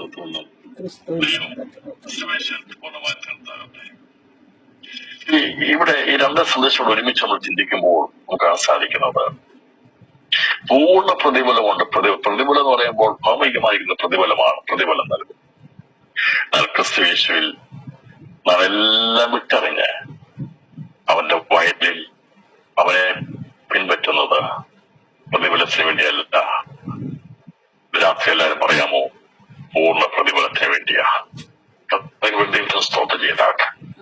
അത് പ്രിയപ്പെട്ടവനെ, ഒരു പ്രതിഫലത്തിന് വേണ്ടിയല്ല, ഈ ലോകത്തിലെ വേണ്ടിയല്ല. മോമസേ, നിന്റെ ആ വയലിന്റെ ഉടമസ്ഥയാകുന്ന ഒരു അനുഭവമല്ല. അതാണെങ്കിൽ അവിടെ കൊണ്ട് തീർന്നു പോകും. ലൂത്ത് മരിക്കുമ്പോൾ അവിടെ കൊണ്ട് തീർന്നു, അവിടെ പേര് പോലും കിടക്കത്തില്ല. അവിടെ കൊണ്ട് അസ്തമിക്കാനുള്ളതേ ഉള്ളൂ. എന്നാൽ ദൈവത്തിൽ ആശ്രയിച്ചുകൊണ്ട് ദൈവങ്ങളെ കണ്ടതുകൊണ്ട് ദൈവം അവളുടെ സ്വഭാവം അറിഞ്ഞതുകൊണ്ട്, ദൈവത്തെ അവൾ വാസ്തവമായി സ്നേഹിച്ചതുകൊണ്ട്, പ്രമാണിച്ചതുകൊണ്ട്, ദൈവമായ കർത്താവ് അവൾക്ക് പൂർണ്ണ പ്രതിഫലം കൊടുത്തു. അതുകൊണ്ട് അവൾക്ക് ഭാമികവും മാത്രമല്ല ആത്മീയത കൂടി ദൈവം കൊടുക്കുവാനിടയാക്കി വന്നു. എന്നെ കേൾക്കുന്ന പ്രിയപ്പെട്ടവരെ, നമ്മുടെ ബുദ്ധിമുട്ട്, നമ്മുടെ ദാരിദ്ര്യം, നമ്മുടെ ചില പ്രതിസന്ധികൾ, നമ്മളെ ദൈവം കണ്ടിരിക്കുന്ന അവസ്ഥയിലൂടെ നമ്മെ കൊണ്ടുവരുന്നത് ചില കണ്ണുനീരുകൾ. അതെ, യൂത്ത് നിലവിളിച്ചിട്ടുണ്ട്, കരഞ്ഞിട്ടുണ്ട്, മക്കളോൻ മരിച്ചപ്പോൾ, ഭർത്താവ് മരിച്ചപ്പോൾ കരഞ്ഞിട്ടുണ്ട്, വിലപിച്ചിട്ടുണ്ട്, ഭാരപ്പെട്ടിട്ടുണ്ട്, അവൾ അനാഥയായിട്ടെന്നല്ല വിചാരിച്ചിട്ടുണ്ട്. പക്ഷേ അതെല്ലാം ദൈവം കാണുവാൻ അന്നത്തെ ദുഃഖവും വേദനയും നിരാശയും എല്ലാം പിൽക്കാലത്ത് ദൈവം അവളെ കൊണ്ടുവന്നെത്തിച്ച് അവരുടെ ഉദരത്തിൽ ദൈവത്തിന്റെ ക്രിസ്തുയേശുവിന്റെ വംശാവലിയിൽ പറയേണ്ടതായ ഓബേദ് ജനിക്കണമെന്നുള്ളത് ദൈവം അവിടെ ഉദരത്തെ കണ്ടിരുന്നെങ്കിൽ അതിലേക്ക് കൊണ്ടുവരുവാൻ ദൈവം പ്രവർത്തിച്ചെങ്കിൽ രാത്രിയിൽ പൂർണ്ണ പ്രതിഫലം നൽകുന്ന ദൈവം നമ്മളോട് സംസാരിക്കുന്നു. അവൻ വേണ്ടതുപോലെ അവൻ നമ്മുടെ ജീവിതത്തിൽ ചെയ്യും. അതാ ദൈവ പ്രവൃത്തി. നിലനിൽക്കുന്ന ഒരു പ്രതിഫലത്തെ, ഉദരഫലത്തെ ദൈവം കൊടുത്തു. നിലനിൽക്കുന്ന ഇതിന്റെ പശ്ചാത്തലം പഠിച്ചാൽ മതി. ബോവസിന്റെ ബോവസ് വരെ മക്കളില്ലാഞ്ഞിട്ടാണോ? ഉണ്ടായിരുന്നു, ഭാര്യ ഉണ്ടായിരുന്നു. അതുപോലെ തന്നെ സൽമോന്, ലഹാബിനെ കൂടാതെ തന്നെ ഭാര്യമാരും മക്കളും കാണും. പക്ഷേ ലഹബി എന്ന ആ സ്ത്രീയിൽ പറഞ്ഞാൽ അവിടുന്ന് എരികോവിൽ നിന്ന് അവൾ വന്ന രാഹാബ് ദൈവത്തിൽ ആശ്രയിച്ച് വന്നതാണ്. ദൈവത്തിൽ ആശ്രയിച്ച് വന്നാൽ ഇതിന്റെ പശ്ചാത്തലം ദൈവം നോക്കത്തില്ല. സ്ഥിതികൾക്ക് മാറ്റം വരുത്തി ദൈവം വംശാവലിയിൽ ചേർക്കും. അതായത് നമ്മുടെ കർത്താവ്. അതാ നമ്മുടെ ദൈവത്തിന് മുഖപക്ഷമില്ല. ദൈവത്തിന് മുഖപക്ഷമില്ല. മറ്റു ഭാര്യയും മക്കളൊക്കെ ഉണ്ടായിരുന്നു. പക്ഷേ രാഹാബിൽ ഈ ബോവസ് ജനിച്ചു.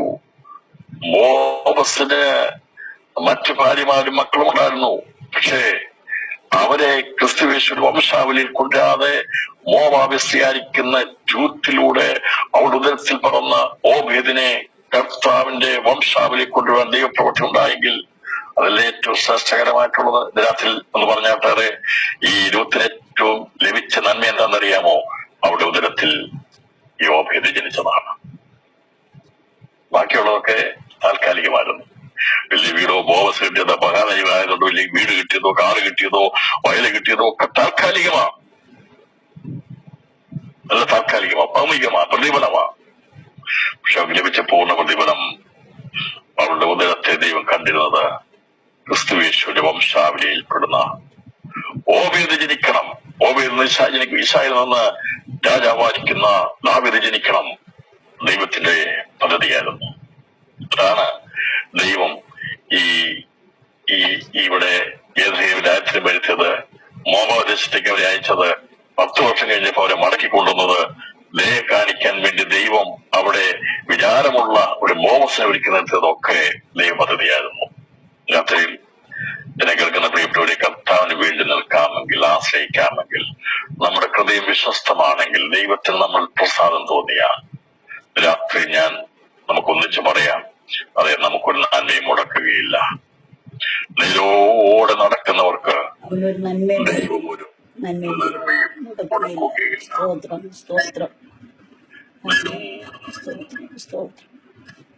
ഒരു നന്മയും വരാം, പട്ടിണി വരാം, ദാരിദ്ര്യം വരാം, നിന്ന് വരാം, പരിഹാസം വരാം, അതെ, അന്യസ്ത്രീകൾ എന്ന് പറയും, എല്ലാം വരാം. എങ്കിലും ഉള്ളതിൽ തൃപ്തിപ്പെട്ടുകൊണ്ട് ദൈവത്തിൽ ആശ്രയം വെച്ചുകൊണ്ട് ഏത് വിഷയത്തെ കാണുമ്പോൾ അവിടെയെല്ലാം ദൈവത്തിന്റെ മുഖത്തേക്ക് നോക്കി സ്തോത്രം പറയാൻ കഴിയുമെങ്കിൽ, ഉള്ളതുകൊണ്ട് തൃപ്തിപ്പെടുവാൻ കഴിയുമെങ്കിൽ, രാത്രി ദൈവാത്മാവ് പറയുകയാണ്, നമ്മുടെ സ്ഥിതിക്ക് ദൈവം വലിയ മാറ്റം വരുത്താൻ പോവുകയാണ്. എത്ര പേർക്ക് രാത്രിയിൽ ഒന്ന് സന്തോഷത്തോടെ ദൈവത്തിന് സ്തോത്രം ചെയ്യാൻ കഴിയും? അത് എന്റെ പേര് കൂടി കർത്താവേ അങ്ങയുടെ സഭയിൽ ചേർത്തല്ലോ, ആദ്യജാതന്മാരുടെ സഭയിൽ എന്റെ പേര് കൂടി കുറിക്കപ്പെട്ടല്ലോ, അതിനായി ഇത് രാത്രിയിൽ സ്തോത്രം ചെയ്യാം. അതാണ് ഏറ്റവും വലിയ ഭാഗ്യം. ക്രിസ്തുയേശുവിന്റെ രക്തത്താൽ ജനിക്കപ്പെട്ട് അവന്റെ അംഗമായി, സഭയുടെ അംഗമായി തീരുവാൻ ദൈവം നമുക്ക് തന്നിരിക്കുന്ന ഭാഗ്യത്തിനായി സ്തോത്രം. അത് മാത്രമാണ് നിലനിൽക്കുന്നത്. ബാക്കിയുള്ളതിന്റെ ലോണും കടവും ഭാരവും ഇതെല്ലാം ഇവിടം കൊണ്ട് തീരാനുള്ളതാണ്. പക്ഷേ ഇത് രാത്രി ദൈവം പറയുക, അത് പൂർണ്ണമായി ദൈവം തീർത്തു തരും, ദൈവം മാറ്റിത്തരും. പക്ഷെ നമ്മൾ ചെയ്യേണ്ടത് ഈ രൂത്ത് ഒരിക്കലും നിരാശപ്പെട്ട് കുറ്റം പറഞ്ഞ് വിലപിച്ചുകൊണ്ടിറങ്ങിയില്ല. ഞാനിങ്ങനെ വന്നത് അയ്യോ നശിച്ചു പോയി. ചിലർക്ക് എങ്ങനെ ആഴ്ച പറയുന്ന വിശ്വാസം കഴിഞ്ഞാൽ പിന്നെ ഞങ്ങൾ അങ്ങ് പാടെ വരണ്ടായിരുന്നു വിചാരിച്ചെന്ന്. ചിലര് മോശമാണെന്ന് കണ്ടുകൊണ്ട് നീ എന്തിനാ വിലപിക്കുന്നത്? നമ്മളെന്തിനാ ചിന്തിക്കുന്നത്? ചിന്തയൊക്കെ ചിലർക്കൊക്കെ ഉണ്ട്. വിശ്വാസം ചിലരെ കണ്ടു കഴിയുമ്പോഴത്തേന് ശരി, ഇതിനകത്ത് എല്ലാവരും ഒന്നും നല്ലവരൊന്നുമല്ല. വിശ്വാസം വന്ന എല്ലാവരും 100% ഉള്ളവരൊന്നുമല്ല. എല്ലാവരെയും അടുത്ത് പരിചയപ്പെട്ടോണം, ഫലം നോക്കിയേ കാര്യം തീരുമാനം. ഞാൻ പറയത്തില്ല വിശ്വാസമുള്ള എല്ലാവരും നമുക്കറിയത്തില്ല. ഇപ്പൊ വന്ന് എല്ലാവരും സ്ഥാനപ്പെട്ടു, എല്ലാവരും ചേർന്നു, അത് വാസ്തവത്തിൽ ദൈവത്തെ അനുസരിച്ച് വചനപ്പനുസരിച്ച് വന്നാണോ നമുക്കറിയത്തില്ല. ആർക്കും അറിയത്തില്ല. അത് നമുക്ക് ആർക്കും അറിയത്തില്ല. പിന്നെ എങ്ങനെ മനസ്സിലാക്കുന്നത്? കഥാ പറഞ്ഞ് ഫലം നോക്കി മനസ്സിലായിക്കോണം. ഫലം നോക്കുമ്പോൾ, സ്വഭാവങ്ങൾ നോക്കുമ്പോൾ അംഗീകരിക്കാൻ പറ്റുന്നതാണെങ്കിലേ പുറപ്പെട്ടിട്ടുള്ളൂ. അങ്ങനെ ഇല്ലാത്ത ചില ഉണ്ടെന്ന് വെച്ചുകൊണ്ട് ഇതിനകത്ത് വന്നു പോയില്ല. ഞാൻ വിചാരിച്ചു ഇങ്ങനെയായിരുന്നു, ഭയങ്കര സ്നേഹമാണെന്നൊക്കെ വിചാരിച്ചാൽ വന്ന വിഷയുടെ ബീരക്കാരനോട് മറ്റേതായിരുന്നു അത് വിട്ടുപോകുന്നതിനെ ഓർത്താൽ മടങ്ങിപ്പോകാൻ ഇടക്കാം. ചിലർക്കൊക്കെ അങ്ങനെ ഇവിടത്തേക്കാൾ നല്ല പാട്ടും നല്ല പ്രസംഗം കണ്ടു കഴിയുമ്പോൾ അങ്ങോട്ട് പോകണം തോന്നും. നീ വിട്ടുപോകുന്നതിനെ ഓർക്കുന്നത്, വിട്ടുപോകുന്നതിനെ ഓർക്കാനാണോ ഇറങ്ങി തിരിച്ചത്? സ്റ്റോറി അവിടെ നല്ലവരുണ്ടെന്നുണ്ട് അതിലേക്ക് പോകാനാണ്. അല്ല, ഇവിടെ നല്ലവരില്ല, നല്ലവനായ യേശുവുണ്ട്, നല്ലൊരു മാർഗമുണ്ട്. ആ മാർഗത്തെ നോക്കി ഇറങ്ങിയ ഒരാൾക്കും ആവശ്യം വരത്തില്ല, കൊടുക്കത്തില്ല. സ്തോത്രം. അവര് മറ്റാരുടെ മുഖത്തേക്കല്ല നോക്കും, ദൈവത്തിന് മുഖത്തേക്കുന്നു. പക്ഷേ വിചാരിക്കുന്ന ഒരു സഭയിലുണ്ട്. ഫിലിപ്പിയ സഭയിലുണ്ടായിരുന്നു, അന്ന് എൽശയിലുണ്ടായിരുന്നു. ഒരു ബോമസ് ഉണ്ടായിരുന്ന വിചാരമുള്ളവനായിരുന്നു. അവന് ദയ തോന്നുന്നവനായിരുന്നു, പ്രമാണമുള്ളവനായിരുന്നു. പ്രമാണമുള്ളവൻ നേരായി നടക്കുന്നവന് അവന് കൂട്ടായ്മ തോന്നും, അവന് കൃപ തോന്നും, കരുണ തോന്നും, വിചാരമുള്ളവനവൻ. അതുകൊണ്ടാണ് ദൈവം അവനെ അവിടേക്ക് ഞാൻ ബാക്കി ഭാഗത്തേക്ക് പോകാൻ ആഗ്രഹിക്കുന്നില്ല. അപ്പോൾ ഇങ്ങനെ ഈ ഉള്ളത് കൊണ്ട് തൃപ്തിപ്പെട്ട് ദൈവത്തിന് സ്തോത്രം ചെയ്തുകൊണ്ട് പിറുപിറുക്കാതെ നമ്മൾ തെറ്റ് ചെയ്തിട്ട് ദൈവത്തിന് കുറ്റമാരോപിക്കരുത്, മറ്റുള്ളവരിലേക്ക് കുറ്റമാരോപിക്കരുത്. എന്റെ കുറവാണെന്ന് പറയണം. കർത്താവ് എനിക്ക് നന്മ മുടങ്ങിയിട്ടുണ്ടെങ്കിൽ അത് മറ്റാരും കുഴപ്പമല്ല, എന്റെ കുഴപ്പമാണ്, എന്റെ കുറവാണ്. അത് എനിക്ക് നന്മ കിട്ടുന്നില്ലെങ്കിൽ, എനിക്ക് നന്മ കുറഞ്ഞിട്ടുണ്ടെങ്കിൽ ഇന്ന് രാത്രിയിൽ നമ്മൾ സമയം കർത്താവെ ഞാൻ സമ്മതിക്കുന്ന എന്റെ കുറവ് കൊണ്ടായിരിക്കും നന്മ കിട്ടാതിരിക്കുന്നത്. ദൈവത്തോട് സംബന്ധിച്ചാൽ മതി. കർത്താവ് പറഞ്ഞ കർത്താവ് എനിക്ക് കുറവാണ്, നിന്റെ കുറവ് പരിഹരിക്കണമേ ദൈവത്തോട് പറയണം. സ്തോത്രം. ഇടത്തും വലത്ത് നോക്കി അവിടെ കുഴപ്പ ഇവിടെ കുഴപ്പമെന്ന് പറയേണ്ട ആവശ്യമില്ല. നമ്മൾ പറഞ്ഞാൽ മതി കർത്താവെ ഇന്ന് രാത്രിയിൽ പരിഭവം കൂടാതെ നമ്മുടെ ഉള്ളിലേക്ക് തന്നെ നോക്കി എത്ര പേർക്ക് സ്തോത്രം ചെയ്യാൻ കഴിയും? കർത്താവെ നീ എന്നെ ഈ ശേഷമേറി പദവിയിലേക്ക് കൊണ്ടുവന്നതിനായ സ്തോത്രം. എനിക്ക് ഒരുപാട് പ്രതിസന്ധിയുണ്ട്, പ്രശ്നമുണ്ട്, ബുദ്ധിമുട്ടുണ്ട് കർത്താവെ, എങ്കിലും ഉള്ളത് കൊണ്ട് ഞാൻ തൃപ്തിപ്പെടുന്നു. പൗലോസ് പറഞ്ഞതുപോലെ അത് മുഖത്തൊഴിപ്പാൻ എനിക്കറിയാം. ഞാൻ ഉള്ളത് കൊണ്ട് തൃപ്തിപ്പെടുന്നു എന്ന് പറയും. പൗലോസ് പറഞ്ഞതുപോലെ നമുക്ക് ഇന്ന് രാത്രി പറയാൻ സാധിക്കുമോ? പ്രിയപ്പെട്ടവരെ, എന്നെ ശക്തനാക്കുന്ന മുഖാന്തരം ഞാൻ സകലത്തിനും മതിയാകുന്നു. ഞാൻ ഉള്ള അവസ്ഥയിൽ അലംഭാവത്തൊഴിപ്പാൻ ഞാൻ പഠിച്ചിരിക്കുന്നത്. ഞാൻ അലംഭാവത്തിരിക്കുന്നതിന്റെ അർത്ഥം ഞാനത് ശീലിച്ചിരിക്കുന്നു, ഞാനത് തൃപ്തിപ്പെട്ടിരിക്കുന്നു, ഉള്ളതും തൃപ്തിപ്പെട്ടിരിക്കുന്നു. ഉള്ളത് കൊണ്ട് തൃപ്തിപ്പെടുവാൻ ഇന്ന് രാത്രിയിൽ തയ്യാറായാൽ ദൈവമായ കർത്താവ് നമ്മുടെ സ്ഥിതികൾക്ക് മാറ്റം വരുത്തുമെന്ന് ഇതിനകത്ത് നമുക്ക് ഈ രാത്രി പ്രാർത്ഥന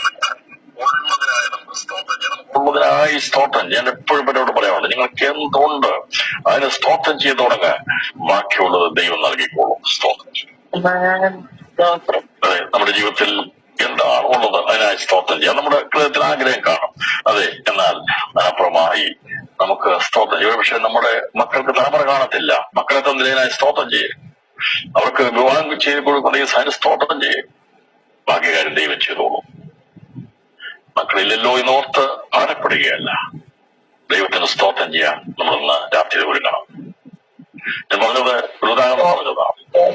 ദൈവം മകളെ തന്നതിനായ സ്തോത്രം, മരുമകനെ തന്നതിനായ സ്തോത്രം, മകനെ തന്നതിനായ സ്തോത്രം, മരുമകളെ തന്നതിനായ സ്തോത്രം. നീ കുഞ്ഞുങ്ങളില്ലെങ്കിൽ ദൈവത്തോട് സ്തോത്രത്തെ കർത്താവേ നിനക്ക് തലമുറയെ നൽകുവാനും കഴിയും. ശുശ്രൂഷ എന്നവർക്ക് ദൈവത്തോട് പറഞ്ഞ കർത്താവേ നീ ശുശ്രൂഷ തന്നതിനായ സ്തോത്രം, ആത്മാക്കളെ തന്നതിനായ സ്തോത്രം, ഇത്രയും തന്നതിനായ നന്ദി, എല്ലാറ്റിനായി ഞാൻ സ്തോത്രം ചെയ്യുന്ന ആദ്യം നമ്മള് ദൈവം തന്നിരിക്കുന്നതിന് സ്തോത്രം ചെയ്യണം. എന്നിട്ട് വേണം നമ്മുടെ ആവശ്യങ്ങൾ, കുറവുകൾ ദൈവത്തോട് പറയുവാൻ. ഇതാണ് തൃപ്തിയുള്ള പ്രാർത്ഥന. ദൈവത്തിന് തൃപ്തിയുള്ള പ്രാർത്ഥന അതാണ്. നന്ദിയോടെ സ്തോത്രം ചെയ്ത് ദൈവത്തിന് മഹത്വം കരയറ്റിയിട്ട് നമ്മുടെ ആവശ്യം കൂടി അറിയിക്കാമെങ്കിൽ അത് നടക്കുന്ന രാത്രിയിലെത്തുമൊക്കെ സ്തോത്രം ചെയ്യാൻ കഴിയും. അത് തന്ന എല്ലാ നന്മകൾക്കായി സ്തോത്രം. കടം വന്നെങ്കിൽ അതിന്റെ പിറകിൽ ചില കാരണങ്ങളുണ്ട്. വസ്തു കാണും, വീട് കാണും, അല്ലെങ്കിൽ എന്തെങ്കിലും കാര്യമുണ്ടായിരുന്ന കടമുണ്ടാകാൻ. അതിനായി സ്തോത്രം ചെയ്യാം. ദൈവമായ കർത്താവാണ് ഏറ്റെടുക്കുന്നത്. ദൈവം അത് പ്രവർത്തിപ്പാൻ വിശ്വസ്തൻ തന്നെയാണ്. ദൈവത്തിന് അത് അറിയാം. രോഗം വന്നിട്ടുണ്ടെങ്കിൽ സാരമില്ല, അത് മാറ്റുവാൻ ദൈവത്തിന് കഴിയും. കർത്താവേ നീ എന്നെ എത്രത്തോളം കൊണ്ടുവന്നല്ലോ, ആരോഗ്യം തന്നല്ലോ, അതിനായി സ്തോത്രം ചെയ്യേ. ബാക്കിയുള്ള രോഗത്തെ ദൈവം മാറ്റിത്തരും. വികാരബാല ഭക്ഷാന്തരാധന. ഇന്ന് രാത്രി ദൈവാത്മാവിനോട് സംസാരിക്കുക. എന്നോട് നിങ്ങളോട് ദൈവാത്മാവ് സംസാരിക്കുക. പലപ്പോഴും നമുക്ക് ലഭിച്ചിരിക്കുന്ന നന്മയോടെ ദൈവത്തെ സ്തോത്രം ചെയ്യാൻ കഴിയാം. നമ്മളെപ്പോഴും ഇടുങ്ങിപ്പോയിട്ടുണ്ടെന്നാൽ രൂത്തിനെ കണ്ടുപിടിക്കുക. രൂത്തിന്റെ സ്വഭാവം മനസ്സിലാക്കിയെടുക്കുക. ദൈവർക്ക് പൂർണ്ണ പ്രതിഫലം കൊടുക്കാൻ കാരണം അവൾ ശുഷ്കാന്തിയോടെ, ധൈര്യത്തോടെ, പ്രത്യാശയോടെ ക്രിസ്തു ദൈവത്തിൽ ആശ്രയിച്ച് ഒന്നായി ഇസ്രായേൽ ഉണ്ടായിരുന്ന ഒരു വ്യക്തി പോലും, ഒരു സ്ത്രീ പോലും അങ്ങനെ ചെയ്യാതിരുന്നപ്പോൾ ഇവൾ അവിടെ ദൈവത്തിന്റെ പ്രമാണത്തിന് വേണ്ടി ശുഷ്കാന്തിയോടെ ഉള്ളത് കൊണ്ട് തൃപ്തിപ്പെട്ട് ദൈവത്തിന് സ്തോത്രം ചെയ്തു. ദൈവത്തിന് സ്തോത്രം ചെയ്തു. കതിർ പെറുക്കിയപ്പോഴും ദൈവത്തിന് സ്തോത്രം ചെയ്തു. ദൈവത്തിനോട് പാട്ട് പാടിക്കാൻ വിചാരിക്കുന്നത് ദൈവത്തിന് സ്തോത്രം ചെയ്തതാണ്. അപ്പനെ അമ്മ വിട്ടുപോകുന്ന, സ്വദേശത്തെ ഒക്കെ വിട്ടുപോകുന്ന അവൾ വന്നിട്ട് ഇവിടെ നിരാശപ്പെട്ടിരിക്കുകയല്ല ചെയ്തത്. അയ്യോ ഞാൻ അവിടുന്ന് മോവാബ് ദേശത്ത് നിന്ന് പോരണ്ടല്ലോ എന്ന് വിചാരിച്ചുകൊണ്ടിരിക്കുകയല്ല ചെയ്തത്. അവൾ ഉള്ള സാഹചര്യങ്ങളെ അനുകൂലമാക്കി തീർത്തുകൊണ്ട് ദൈവത്തിന് സ്തോത്രം ചെയ്തപ്പോൾ ദൈവത്തിനോട് പ്രസാദം തോന്നി. ദൈവം അവളുടെ ഉദരത്തിൽ പൂർണ്ണ പ്രതിഫലം കൊണ്ടുകൊണ്ടിരുന്നത് രാത്രിയിൽ സ്തോത്രം ചെയ്യാൻ തുടങ്ങുക. ഉള്ളതിനെ ഓർത്ത് ദൈവത്തിന് സ്തോത്രം ചെയ്യും. ബാക്കിയുള്ള കാര്യങ്ങൾ ദൈവം നിറയ്ക്കാൻ പോവുകയാണ്. സ്തോത്രം സ്തോത്രം സ്തോത്രം സ്തോത്രം പിതാവേ സ്തോത്രം.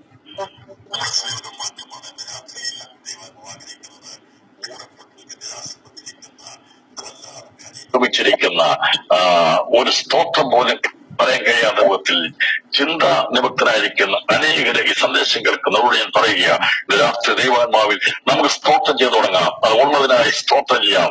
എന്തെല്ലാം വിഷയങ്ങളാണ് അതിനായി നമുക്ക് സ്തോത്രം ചെയ്യാതോടൊപ്പം നമ്മുടെ ആവശ്യങ്ങളെ ദൈവത്തോടായി ഇന്ത്യ സ്തോത്രം കർത്താവ് നമ്മുടെ ആവശ്യം നിറവേറ്റും. 2024 പ്രത്യേകത പറഞ്ഞല്ലോ. ഈ വർഷം ഞാനല്ലോ ആ വർഷം ഇസ്രായേലിൽ ദൈവം സന്ദർശിച്ച് വലിയൊരു കൊയ്ത്താണെന്ന് എല്ലാവരും സന്തോഷിച്ചു. വലിയ കാര്യങ്ങൾ പലരും സമ്മാനിച്ചു, നേടിയെടുത്തു. പക്ഷേ അത് ആർക്ക് വേണ്ടിയുള്ളതായിരുന്നു അറിയാമായിരുന്നോ? അത് രൂത്തിന് വേണ്ടിയുള്ളതായിരുന്നു. ആ കൊയ്ത്ത് രൂത്തിന്റെ ജീവിതത്തിന്റെ ഉയർച്ചയ്ക്ക് വേണ്ടി ഒരുക്കിയ അന്നത്തെ കൊയ്ത്ത് പോലെ ഈ വർഷത്തിൽ ദൈവം നമുക്ക് വേണ്ടി കരുതി വെച്ചിരിക്കുന്ന നന്മ നമ്മുടെ കൈവശം വരുമെന്ന് ഞാൻ ആത്മാവിൽ തോന്നറിയിക്കുക. ഇവിടെ ഈ സന്ദേശം കൂടി ഞാൻ വേഗത്തിൽ ഒന്ന് അറിയിക്കാം. പ്രിയപ്പെട്ടവർ, ഈ ഫിലിപ്പിയ സഭയുടെ ബന്ധത്തിൽ എന്താണ് പൗലോസിന് ഇത്രമാത്രം അടുപ്പം ഈ സഭയോട് ഉണ്ടായിരുന്നതെന്ന് ചോദിച്ചാൽ അതിന്റെ കാരണം ഇവര് ഈ പൗലോസിനെ കുറിച്ച് വളരെ ചിന്തയുള്ള വ്യക്തിയായിരുന്നു. അദ്ദേഹത്തിന് ബുദ്ധിമുട്ടുണ്ട് എന്നവർക്കറിയാമായിരുന്നു. അതൊന്നും ചോദിക്കത്തില്ലെന്നവർക്കറിയാമായിരുന്നു. തന്നാരോടൊന്നും ചോദിക്കത്തില്ല. തന്റെ സ്വഭാവത്തിലെ പ്രത്യേകത എന്തായിരുന്നുള്ളതും നമുക്ക് ഈ അപ്പോസ്തല പ്രവൃത്തിയിൽ രേഖപ്പെടുത്തിയിട്ടുണ്ട്. അതിലേക്ക് ഞാൻ വരാൻ പോവുകയാണ്. അതിലേക്ക് വരുമ്പോൾ തന്റെ പ്രത്യേകത അവർക്ക് അറിയാം. ഈ ഇടപെട്ട് കഴിയുമ്പോൾ അറിയാം അവരുടെ ജീവിതത്തിലെ പ്രത്യേകത എന്താണെന്നുള്ളത്. പൗലോസിനെ നല്ലവണ്ണം കാരണം ഫിലിപ്പിയിലേക്ക്, മക്കദോനിയയിലേക്ക് അയച്ചത് ദൈവം അയച്ചത്. അവിടെ എത്തിക്കഴിഞ്ഞപ്പോൾ അവിടെ ഉണ്ടായ സന്ദർഭങ്ങളെ കുറിച്ച് നമുക്കറിയാം. മക്കദോനിയയിൽ സഭ ഉണ്ടായത് എങ്ങനെയാണെന്ന് നമുക്കറിയാം. മക്കദോനിയയിൽ സഭ ഉണ്ടായതിന്റെ ചരിത്രം അപ്പോസ്തല പ്രവൃത്തിയിൽ 16-ാം അധ്യായത്തിൽ പറഞ്ഞിട്ടുണ്ട്. അവിടെ ഉണ്ടായ എങ്ങനെയാ സഭ ഉണ്ടായെന്നുള്ളത്. അപ്പം ഇവര് പോകാൻ ഒരുങ്ങിയിരിക്കുന്ന സ്ഥലത്തോട്ട് പോകാതെ ദൈവം ദർശനം കൊടുത്ത് അവിടേക്ക് അയക്കുവാൻ വേണ്ടി, മക്കദോനിയയിലേക്ക് പറഞ്ഞയക്കാൻ വേണ്ടി ദൈവം അവിടെ ദർശനം കൊടുത്താണ് അവനെ അവിടേക്ക് അയക്കുന്നത്. 27 തീയതി പറഞ്ഞിട്ടുണ്ട്. അതിന്റെ 6-ാം വാക്യം, അവർ ആസിയിൽ വചനം പ്രസംഗിക്കരുതെന്ന് പരിശുദ്ധാത്മാവ് വിലക്കുകയാൽ റോഗിയിലും ഗലാത്യദേശത്തിലും കൂടി സഞ്ചരിച്ചു. മൂസിയിലെത്തി ബിഥുനിക്ക് പോകുവാൻ ശ്രമിച്ചു. യേശുവിന്റെ ആത്മാവോ അവരെ സമ്മതിച്ചില്ല. മൂസിക്ക് പോകുവാൻ ദൈവം സമ്മതിച്ചില്ല. മൂസി കടന്ന് ത്രോമാസിലെത്തി. അവിടെ വെച്ച് പൗലോസ് രാത്രിയിൽ മക്കതോനിക്കാരനായിരിക്കുന്ന പുരുഷനായിരിക്കുന്നു, നീ മക്കതോനിക്ക് കടന്നു വന്ന് ഞങ്ങളെ സഹായിക്കായെന്ന് തന്നോട് അപേക്ഷിക്കുന്ന ഒരു ദർശനം കണ്ടു. ഈ ദർശനം കണ്ടിട്ട് അവരോട് സുവിശേഷം അറിയിപ്പാൻ ദൈവം ഞങ്ങളെ വിളിച്ചിരിക്കുന്നെന്ന് നിശ്ചയിച്ച് ഞങ്ങളുടനെ മക്കതോനിക്ക് പുറപ്പെടുവാൻ ശ്രമിച്ചു. എങ്ങനെയാ മക്കതോനിക്ക് പോകുന്നത്? ഇവരങ്ങോട്ട് പോകാൻ പ്ലാൻ ചെയ്തതല്ല. പക്ഷേ ദൈവം ദാസന്മാരിൽ ദൈവ മക്കളെ എങ്ങോട്ട് പോകണമെന്നുള്ള യാത്രയെ ദൈവം തീരുമാനിക്കുന്നത്. നമ്മൾ തീരുമാനിക്കുക അങ്ങോട്ട് പോകണം ഇങ്ങോട്ട് പോകണം. ദൈവം പറയാനല്ല, അങ്ങോട്ടല്ല പോകേണ്ടത്, നീ ഇങ്ങോട്ടാ പോകേണ്ടത്. ദൈവം തീരുമാനിച്ചത്, ദൈവം തീരുമാനിക്കുക എങ്ങോട്ടാ പോകേണ്ടത്. ഒരു പ്ലാൻ ചെയ്തത് അല്ല. യേശുവിന്റെ ആത്മാവിനെ സമ്മതിക്കാതെ ഈ മക്കതോനിയിലേക്ക് ചെല്ലാനും അവിടെ ഫിലിപ്പിയിൽ എത്തണമെന്നുള്ളതും ദൈവപദ്ധതിയായിരുന്നു. കാരണം ഞാൻ പറഞ്ഞു വരുന്നത് ചില കാര്യങ്ങൾ മനസ്സിലാക്കിയെടുക്കാൻ വേണ്ടിയാ. എന്തുകൊണ്ടാണ് ചില ബുദ്ധിമുട്ട് വരുന്നത് പറയാൻ വേണ്ടിയാ. എന്തിനു വേണ്ടിയാണ് ദൈവം ചിലരെ അവിടെ കൊണ്ടുവന്നറിയിക്കാൻ വേണ്ടിയാ. എങ്ങനെയാണ് രൂത്തിനെ മോബസിന്റെ ദേശത്ത് ദൈവം കൊണ്ടുവന്ന് അറിയിച്ചതുപോലെ തന്നെ ഇവിടെയും ചില പ്രശ്നങ്ങൾ ഉണ്ടാകുന്നതിന്റെ പുറകിൽ, ചില കഷ്ടത ഉണ്ടാകുന്നതിന്റെ പുറകിൽ, ചില ബുദ്ധിമുട്ടുണ്ടാകുന്നതിന്റെ പുറകിൽ ദൈവത്തിന് ഉദ്ദേശമുണ്ടെന്നുള്ളത് പഠിപ്പിക്കാൻ വേണ്ടിയാണ് ഞാൻ ഈ ഭാഗം ചിന്തിക്കുന്നത്. ഇവിടെ ചെന്നത് അവിടെ നിന്ന് ഫിലിപ്പിയിലേക്ക് ചെന്നു. 16-12. ഇത് മക്കതോന്യയുടെ ഭാഗത്ത് പ്രധാന പട്ടണവും റോമക്കാർ കുടിയേർപ്പാർത്തതുമാകും. ആ പട്ടണത്തിൽ ഞങ്ങൾ പല ദിവസം പാർത്തു. ഈ ദൈവത്തിന്റെ ആത്മാവിനെ അവിടെ കൊണ്ടുവന്നു. ഈ ഫിലിപ്പിയ പട്ടണത്തിൽ എത്തിച്ചു. അവിടെ ഈ പൗലോസിനെ അവനോട് കൂടെ വന്നവരെയും ചിന്തിക്കുന്ന ഒരു കുടുംബത്തെ ദൈവം അവിടെ ഒരുക്കിയെടുത്ത. ആദ്യം മുമ്പേ പറഞ്ഞല്ലോ, യൂത്തിനെ കൊണ്ടിരുന്നതിന് മുമ്പ് അവളെ കുറിച്ച് വിചാരപ്പെടുന്ന ഒരു കുടുംബത്തെ അല്ലെങ്കിൽ ഒരു മോബസിനെ ദൈവം കണ്ടിരുന്നു. ദൈവം ദർശനം തന്ന നമ്മളെ അയക്കുന്നെങ്കിൽ നീ ഭാരപ്പെട്ടു പോകണ്ട. ദൈവത്തിന്റെ വചനത്തിനനുസരിച്ച് ജീവിക്കുന്ന പ്രിയപ്പെട്ടവരെ ഭാരപ്പെട്ടു പോകേണ്ട. ദൈവം അവിടെ നമ്മെ കുറിച്ച് വിചാരിക്കുന്ന ചിലരെ ദൈവം എഴുന്നേൽപ്പിക്കും. നീ ജോലി ചെയ്യുന്ന സ്ഥലത്ത്, നീ ജീവിക്കുന്ന സ്ഥലത്ത്, നീ തലമുറയക്കുന്ന സ്ഥലത്ത് ദിവസങ്ങളിൽ ദൈവം ആഗ്രഹിക്കുന്ന ഉയർച്ചയിലേക്ക് കൊണ്ടുവരുവാൻ ദൈവം പ്ലാൻ ചെയ്യുമ്പോൾ അവിടെ നമ്മെ കുറിച്ച് വിചാരിക്കുന്ന ചില വ്യക്തികളെ, കുടുംബങ്ങളെ ദൈവം ഒരുക്കിയെടുക്കും. പൗലോസോട് ചെന്നപ്പോൾ പൗലോസിന് അവിടെ ധനമുള്ള നല്ല സാമ്പത്തിക ശേഷിയുള്ള ഒരു കുടുംബത്തെ ദൈവം ഒരുക്കി കൊടുത്തിരുന്നു. ലൂത്തിന് വേണ്ടി മഹാധനികനായിരിക്കുന്ന ഒരു മോമസിനെ ഒരുക്കിയെങ്കിൽ ഇവിടെ ലുദിയ എന്ന രക്താംബരം വിൽക്കുന്ന ധനമുള്ള പണമുള്ള ഒരു കുലീന സ്ത്രീയുടെ കുടുംബത്തെ ദൈവം ഫിലിപ്പിയിൽ പൗലോസിന് വേണ്ടി ഒരുക്കിയിരുന്നു. മനസ്സിലായോ? ഞാൻ പോയി അവിടെ ഞാൻ ചുരുക്കത്തിൽ പറഞ്ഞു പോവുകയാ. പ്രിയത്തിന്റെ പട്ടണക്കാരത്തിയായ രക്താമരം വിൽക്കുന്നവളുമായ ലുദിയ എന്നത്തെയുള്ള ദൈവഭക്തിയായ ഒരു സ്ത്രീ വചനം കേട്ടുന്നു. പൗലോസ് സംസാരിച്ച് ശ്രദ്ധിക്കേണ്ടതിന് കർത്താവുടെ ഹൃദയം തുറന്നു. അവളും കുടുംബവും സ്നാനമേറ്റ ശേഷം നിങ്ങൾ എന്നെ കർത്താവ് വിശ്വസ്ത എന്ന് എണ്ണിയിരിക്കുന്നുവെങ്കിൽ എന്റെ വീട്ടിൽ നിന്ന് പാർക്ക എന്ന് അപേക്ഷിച്ച് ഞങ്ങൾ നിർബന്ധിച്ചു. ദൈവം ഒരു ഉന്നതമായൊരു കുടുംബത്തെ രക്താമരം വയ്ക്കുക എന്ന് പറഞ്ഞാൽ ചെറിയ ബിസിനസ് അല്ല, വലിയ ബിസിനസ്. ദൈവത്തിലെ പട്ടണക്കാരത്തെയും രക്താമരം വിൽക്കുന്നവരുമായി ലുദിയ എന്ന പേരുള്ള ദൈവചേർച്ചി കേട്ടുകൊണ്ട് ഇവളും ദൈവത്തിലെ പട്ടണക്കാരത്തിയ ഇവിടെ വന്ന് താമസിക്കുന്നവളാ. ഈ പല സ്ഥലത്തുള്ളതാ. ഇവിടെ തുയത്തിരയിൽ നിന്ന് ഇവിടെ വന്ന് താമസിക്കണമെന്നുള്ള ദൈവ നിശ്ചയമായിരുന്നു. എന്തിനു വേണ്ടിയാ? പൗലോസിന്റെ ശുശ്രൂഷയിൽ കൈത്താങ്ങൾ കൊടുക്കുന്ന ഒരു കുടുംബത്തെ ദൈവം കണ്ടിരുന്നു. രാത്രി ഞാൻ ആത്മാവിൽ പറയുക, ഞാനും നിങ്ങളും ദൈവവേലയ്ക്ക് ഇറങ്ങിയത് ആരുടെയും ഒന്ന് കണ്ടുകൊണ്ടല്ല ഇറങ്ങിയത്. ഏതെങ്കിലും ആരെങ്കിലും കരുതുമെന്ന് കണ്ടുകൊണ്ടല്ല ഇറങ്ങിയത്.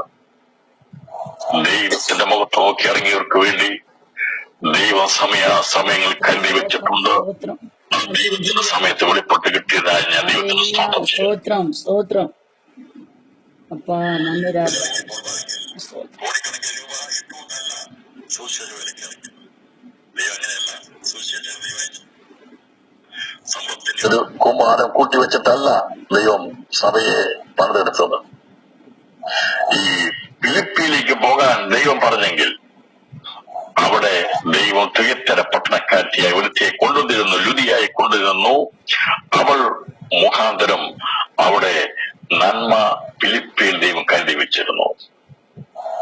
അതാണ് പിന്നീടുള്ള സംഭവം. ഇപ്പൊ ഇവിടെ ഇങ്ങനെ ഈ ലുദിയ സ്ഥാനം എന്റെ കുടുംബത്തിൽ വന്നതിന് ശേഷമായി നമുക്ക് പരിചിതമായ ഭാഗമാണ് ഫിലിപ്പിയ കാരാഗ്രഹത്തിന്റെ അവസ്ഥ. കഷ്ടത ദൈവം അയച്ചിട്ട് പിന്നെ കഷ്ടത ഉണ്ടാകുകയാണ്. പക്ഷെ കഷ്ടത ഉണ്ടായതിന്റെ പിറകെ ഞാൻ പറഞ്ഞല്ലോ, ബുദ്ധിമുട്ട് വരുമ്പോൾ, പ്രയാസം വരുമ്പോൾ, കഷ്ടത വരുമ്പോൾ അതിന്റെ പിമ്പിൽ ദൈവത്തെ ഉദ്ദേശമുണ്ട്. ദൈവമക്കളെ നേരിട്ട് കഷ്ടത വരുന്നുണ്ടെങ്കിൽ അതിന്റെ പിമ്പിൽ ദൈവത്തെ വലിയൊരു വിടുതലിന്റെ ഉദ്ദേശമുണ്ട്. ഹല്ലേലൂയ സ്തോത്രം വിശേഷമായി വെളിച്ചപ്പാടത്തിയുടെ മുഖത്തെ പൗലോസ് ശാസിച്ചു. ആശ നഷ്ടപ്പെട്ടു പോയി, പണം കിട്ടത്തില്ലെന്ന് കണ്ടിയപ്പോൾ മറ്റുള്ള പരിപാടി പണത്തിന് വേണ്ടിയാ. പക്ഷേ ദൈവമക്കളുടെ പരിപാടി ധനത്തിന് വേണ്ടിയല്ല, പണത്തിന് വേണ്ടിയുള്ള പരിപാടിയല്ല. സ്തോത്രം. അങ്ങനെയല്ലേ ഇവിടെ എഴുതിക്കുന്നത്? അങ്ങനെയാ ഈ വെളിച്ചപ്പാടത്തെ കൊണ്ടുനടന്നവരുടെ പരിപാടി മുഴുവൻ ധനസമാഗമനമായിരുന്നു. എന്നാൽ പൗലോസ് സുവിശേഷകനായിരുന്നു. ദൈവദാസന്മാരുടെ മനസ്സിന്റെ ആഗ്രഹം പണസമ്പാദനമല്ല, അത് മറ്റവന്റെ ആഗ്രഹം. 19 വാക്യം, അവിടെ യജമാനന്മാർ തങ്ങളുടെ ലാഭത്തിന്റെ ആശ പോയി ഇത് കണ്ടിട്ട് പൗലോസിനെയും ശീലാസിനെയും പിടിച്ച് ചന്ദ്രസ്ഥലത്തെ പ്രമാണികൾ അവിടെ ആശ നഷ്ടപ്പെട്ടു. എന്താ കാര്യം? എന്താ? തങ്ങളുടെ ലാഭത്തിന് കോട്ട സംഭവിച്ചു. ലാഭത്തിന്റെ ആശ, ഈ വെളിച്ചപ്പാടത്തെ മുഖാന്തരമായിട്ട് ലാഭം കൊയ്യാമെന്ന് വിചാരിച്ചുകൊണ്ട് ഇവളെ കൊണ്ടു നടന്ന് ബിസിനസ് ചെയ്യുന്നവരായിരുന്നു ഈ ഇവളുടെ യജമാനന്മാർ. അപ്പം ഈ ആശ നഷ്ടപ്പെട്ടു. ഇന്ന് ദൈവസഭയ്ക്കും ദൈവദാസന്മാർക്കും മാത്രമേ ഉള്ളൂ ഈ ഒരു കാഴ്ചപ്പാടുള്ളത്. നമ്മുടെ കാഴ്ചപ്പാട് നമ്മളോ സമൃദ്ധി വരുമ്പോൾ സമൃദ്ധി വേണം, നമുക്ക് ബിൽഡിംഗ് വേണം, സ്ഥലം വേണം, ഇതൊക്കെ ആവശ്യമാണ്, ഇതെല്ലാം ആവശ്യമാണ്, ദൈവസഭയ്ക്ക് ആവശ്യമാണ്. പക്ഷെ അതെല്ലാം അപ്പുറമായി സുവിശേഷത്തിന്റെ ആത്മാവുള്ളവരുടെ കാഴ്ചപ്പാട് ഇവിടെ പൗലോസ് കാണാൻ സാധിക്കുന്നുണ്ട്. അദ്ദേഹം അതൊന്നുമല്ല നോക്കിയത്. ഈ ലുദിയാടെ വീട്ടിൽ ചെന്ന് അവിടെ നിന്ന് കഴിഞ്ഞപ്പോ അവിടെ നിന്ന് എന്തെങ്കിലും വാരിക്കെട്ടി കൊണ്ടുപോകാന്നല്ല വിചാരിച്ചത്. അവരുമായൊരു ബന്ധം സ്ഥാപിച്ചു. അവരെ സ്നാനപ്പെടുത്തിയ കുടുംബം പൗലോസിന് വേണ്ടി ദൈവം ഒരുക്കി വെച്ചിരുന്നു. അപ്പോൾ ഇവിടെ എന്നാൽ മറുഭാഗത്ത് ചില ആശയൊക്കെ നഷ്ടപ്പെടുന്നത് പ്രയാസം ഉണ്ടാക്കി. ഇവര് മുഖാന്തരമായിട്ട് ആചാരങ്ങൾ പറഞ്ഞ് ദൈവദാസന്മാരെ ജയിലടപ്പിച്ചു എന്നതാണ് നടക്കുന്നത്. ഇന്നും അതൊക്കെ സംഭവിക്കുന്നത്. സുവിശേഷം വിടുതലിന്റെ സന്ദേശമാണ്. അത് ജീവിതങ്ങളെ മാനസാന്തരപ്പെടുത്തുന്നതാണ്. അതൊക്കെ ആരുടെയും ആചാരങ്ങളെ ഇല്ലാതാക്കാൻ വേണ്ടി നമ്മൾ പ്രസംഗിക്കാറില്ല. ഇതെന്താ പറഞ്ഞാൽ അറിയാമോ? ഈ വെളിച്ചപ്പാടത്തിയുടെ ഭൂതം വിട്ടുപോയി അവള് സൗഖ്യം പ്രാപിച്ചു കഴിഞ്ഞപ്പോ ഇവിടുന്ന് ആശാശ ഇവര് പറയുകയാണ്, ഈ മനുഷ്യൻ നമ്മുടെ പട്ടണത്തെ കലക്കി റോമാക്കാരായ നമുക്ക് അംഗീകരിപ്പാനും അനുസരിപ്പാനും ന്യായമല്ലാത്ത ആചാരങ്ങളെ പ്രസംഗിക്കുന്നത് പറഞ്ഞ് ഒരാണ് വിഷയം ഉണ്ടാക്കിയത്. ഞാൻ അതിലേക്ക് പെടുവാൻ ആഗ്രഹിക്കുക. ഇവര് ഇതിനെയൊക്കെ പറഞ്ഞ് കള്ളക്കേസ് ഉണ്ടാക്കിയവരെ കാരാഗ്രഹത്തിൽ അടച്ചെങ്കിലും ഇന്ന് രാത്രി ഞാൻ പറയുന്നു, അതെ, ആ കാരാഗ്രഹത്തിന് വാതിൽ തുറക്കാൻ ശക്തനായവൻ ഇന്നും ജീവിക്കുന്നു. അവൻ അത്ഭുതങ്ങളെ പ്രവർത്തിക്കും. ഇന്ത്യയുടെ കാരാഗ്രഹത്തിൽ ദൈവദാസന്മാരെ അകാരണമായി അടച്ചിട്ടുണ്ടെങ്കിൽ രാത്രി അത് ലോകത്തിന്റെ ഏത് ഭാഗത്ത് അടച്ചിട്ടുണ്ടെങ്കിലും ഫിലിപ്പിയിലെ കാരാഗ്രഹം തുറന്നവരെ ഒഴുകിക്കൊണ്ടിരുവാൻ ദൈവശക്തനാണെങ്കിൽ ആയിരുന്നു എങ്കിൽ ഇന്ന് രാത്രിയിലും ദൈവത്തെ പ്രവർത്തിക്കാൻ കഴിയും. ആമേൻ. അവിടെ കിടക്കണമെന്ന് അദ്ദേഹം കൽപ്പിക്കുന്നെങ്കിലും അതിന് പുറകിൽ ദൈവോദ്ദേശമുണ്ട്. ആരാണോ ആക്കിയിരിക്കുന്നത് അവരെ അകത്താക്കുവാൻ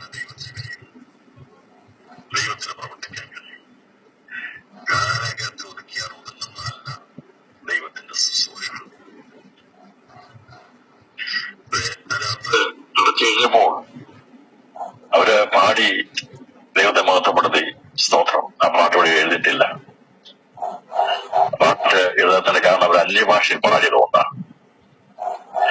മലയാളം അന്ന് അവരുടെ എബ്രായ ഭാഷയായിട്ട് എഴുതി വെച്ചത്. പക്ഷെ ഞാൻ വിചാരിക്കുന്നു അന്ന് എഴുതിയ പാട്ട് അവര് പാടിയ പാട്ട് അന്യഭാഷ ദൈവത്തെ പാടി മകത്തിന് ദൈവത്തെ ശ്രദ്ധിച്ചു അത് എഴുതി വെക്കാൻ പറ്റത്തില്ല. അതുകൊണ്ട് എഴുതാമോ? നമ്മുടെ പുതിയ പാട്ടെന്ന് അതിനർത്ഥം പുതിയ പാട്ടുകൾ നമുക്കറിയാവുന്ന ഭാഷ നൽകണം. അതോടൊപ്പം തന്നെ പുതിയ ഭാഷയിൽ നാം ദൈവത്തെ മഹത്വപ്പെടുത്തണം. അന്യഭാഷയിൽ അധികമായി ദൈവത്തെ മഹത്വപ്പെടുത്തി സ്തോത്രം ചെയ്ത് ദിവസങ്ങളിൽ നാം അതിൽ ഈ ദിവസങ്ങൾ മുന്നേറണമെന്നും ദൈവാത്മാവ് ആഗ്രഹിക്കുക. കഷ്ടതയും പ്രയാസം വന്ന് ജീവിതത്തിൽ കാണപ്പോൾ ഇവരെ മോട്ടോടൊപ്പം നോക്കി കുറ്റം പറഞ്ഞ് വിഷപ്പ് ലഭിച്ചിരിക്കുകയല്ല ചെയ്തത്. ദൈവത്തെ സ്തോത്രം ചെയ്ത് അന്യഭാഷ ദൈവത്തിന്റെ പാട്ടുപാടി ദൈവത്തെ ആരാധിച്ചപ്പോൾ ഒരു കാരാഗ്രഹത്തിൽ കിടന്ന ചങ്ങലകൾ അഴിഞ്ഞു വീഴുവാനും മറ്റുള്ള ചങ്ങലകൾ അഴിഞ്ഞു വീഴുവാനും ഇടയത്തുന്നതിൽ കാരാഗ്രഹപ്രമായി രക്ഷമായി പലയിടയാത്തുന്നെങ്കിൽ ദിവസം അന്യഭാഷ ആരാധിച്ചു തുടങ്ങുക. ദൈവത്തെ മഹത്വപ്പെടുത്തി തുടങ്ങുക. ദിവസങ്ങളിൽ നീ താമസിക്കുന്ന സ്ഥലങ്ങളിലെ ചങ്ങലകൾ വീഴാൻ പോകുകയാണ്. നിന്നെ ബന്ധിച്ചിരിക്കുന്ന തലമുറയെ ബന്ധിച്ച് ബന്ധങ്ങൾ അഴിഞ്ഞു വീഴാൻ പോകുകയാണ്. അന്യഭാഷ ആരാധിച്ചു തുടങ്ങുക. ദൈവാത്മാവ് വ്യാപരിക്കുമെന്ന് ഞാൻ സ്തോത്രം. ശ്രീദാസം അന്യഭാഷയിൽ ആരാധിച്ചപ്പോൾ അവരെ ബന്ധിച്ചിരുന്ന കാരാഗ്രഹത്തിന്റെ ചങ്ങല മറ്റുള്ളും മോചിതരാക്കിയിരുന്ന ഒരു അനുഭവത്തിലേക്ക് വന്നു. കാരാഗ്രഹമായി രക്ഷപ്പെടാൻ അതെ ചില കഷ്ടതകൾ അധികം ചില നിന്ദകൾ ഏൽക്കുന്നത് നിരാശപ്പെട്ടു നിന്ന് പിന്മാറാനല്ല, മുന്നേറുവാൻ വേണ്ടിയാ, ആരാധിക്കാൻ വേണ്ടിയാ. ആരാധന വെളിപ്പെടുന്നത് കഷ്ടതയുടെ അറിവില്ല. വേദനയുള്ള സ്തോത്രമാണ് ഏറ്റവും ദൈവത്തിന്റെ പ്രസാദം. രാത്രി വേദനപ്പെടുന്ന ഹൃദയത്തോടെ ഒരു സ്തോത്രം ചെയ്യുവാൻ കഴിയുമെങ്കിൽ ആ സ്തോത്രം ദൈവത്തിന് സുഖാഗ്രഹമായ ദൈവത്തിന്റെ സന്നിധിയെത്തുവാൻ ഇടയാത്തിലും. നീ ഒരുപക്ഷെ ഭാരപ്പെടുന്ന അല്ലെങ്കിൽ തകർന്ന ഒരു വിഷയമായിരിക്കാം, തകർന്ന ജീവിതമായിരിക്കാം, പല വിഷയങ്ങൾ വേദനപ്പെടുന്ന ഒരു ജീവിതമായിരിക്കാം, അതേ കാലഘട്ടത്തിലയക്കുന്ന അവസ്ഥയായിരിക്കാം, ബന്ധിക്കപ്പെട്ടുന്ന അവസ്ഥയായിരിക്കാം. നല്ല രാത്രി ദൈവത്തിന് സ്തോത്രം ചെയ്യണം. കർത്താവേ, നിന്റെ ദാസനായി തീരുവാൻ, നിന്റെ നിന്റെ മകളായി തീരുവാൻ അങ്ങേ വിശ്വസിപ്പാൻ എനിക്ക് ഭാഗ്യം തന്നല്ലോ. അതെ, ഞാൻ ദൈവത്തിന് സ്തോത്രം ചെയ്യുന്നു പറഞ്ഞുകൊണ്ട് അന്യഭാഷ ആരാധിക്കാൻ തുടങ്ങുക. നമ്മളെ ബന്ധിച്ചിരിക്കുന്ന ബന്ധം അഴിഞ്ഞു മാറുമെന്ന് ഞാൻ ആത്മാവിൽ തോന്നറിയിക്കുക. എല്ലാ രോഗത്തിന്റെ ബന്ധനം വഴിയട്ടെ, എല്ലാ ശാപത്തിന്റെ നിരാശയുടെ ദുഃഖത്തിന്റെയും എല്ലാ ബുദ്ധിമുട്ടിന്റെയും ഞങ്ങൾ കഴിഞ്ഞ് മാറിപ്പോകുവാൻ രാത്രി ദൈവാത്മാവിന്റെ ആരാധനയിലൂടെ സാധിക്കുമെന്ന് ഞാൻ പാടുന്നത് അറിയിക്കുക. അതെ, ഈ ദൈവത്തിന്റെ പ്രവൃത്തി കാലഘട്ടം നടന്നപ്പോൾ ഫിലിപ്പിയ കാലഘട്ടം ഉണ്ടായതിനു ശേഷമായി ഇവരെ വന്ന് നിലപ്പുറ വന്നപ്പോൾ ഇവരെ വെളിയിൽ കൊണ്ടുവന്നത് റോമൻ പൗരന്മാർ അറിഞ്ഞപ്പോൾ അവര് ഭയപ്പെട്ടു. അവര് വീട്ടിൽ നിന്നിറങ്ങി നേരെ കടവ് വിട്ട് ലുദിയാർ വീട്ടിൽ ചെന്ന് സഹോദരന്മാരൊക്കെ നാശിച്ചതിന് ശേഷം പുറപ്പെട്ടു പോയി. ലുദിയാർ വീട്ടിലേക്ക് മടങ്ങിപ്പോയി. ഇവർക്ക് ഫിലിപ്പിയിൽ ഒരു വീട് ദൈവം ഒരുക്കിയിരിക്കുന്നു. ഫിലിപ്പിയിലെ സുവിശേഷീകരണത്തിന്റെ ഭാഗമായി ദൈവം അവിടെ മാന്യതയുള്ള കുലീനതയുള്ള ധനമുള്ള ഒരു കുടുംബത്തെ ദൈവം അവിടെ പൗലോസിന് വേണ്ടി ഒരുക്കുവാനിടയാക്കുന്നെങ്കിൽ കഷ്ടത കഴിഞ്ഞ് ഇറങ്ങി കഴിഞ്ഞപ്പോൾ ഇവർ അവിടെ ചെന്നു. ആ വീട്ടിൽ ചെന്ന് തടവ് വിട്ട് ലുദിയാർ വീട്ടിൽ ചെന്ന് സഹോദരന്മാരെ കണ്ടിട്ട് അവരെ ആശ്വസിപ്പിച്ച ശേഷം പുറപ്പെട്ടു പോയി. അതിനർത്ഥം ദൈവത്തിന്റെ വിടുതൽ അനുഭവിച്ചവരുടെ വാക്കുകൾക്ക് ആശ്വാസമുണ്ട്. രാത്രിയിലും ആശ്വാസത്തിന്റെ സാക്ഷ്യവാക്കുകൾക്ക് അതിന് ദൈവത്തിന് സ്തോത്രം ചെയ്യാം.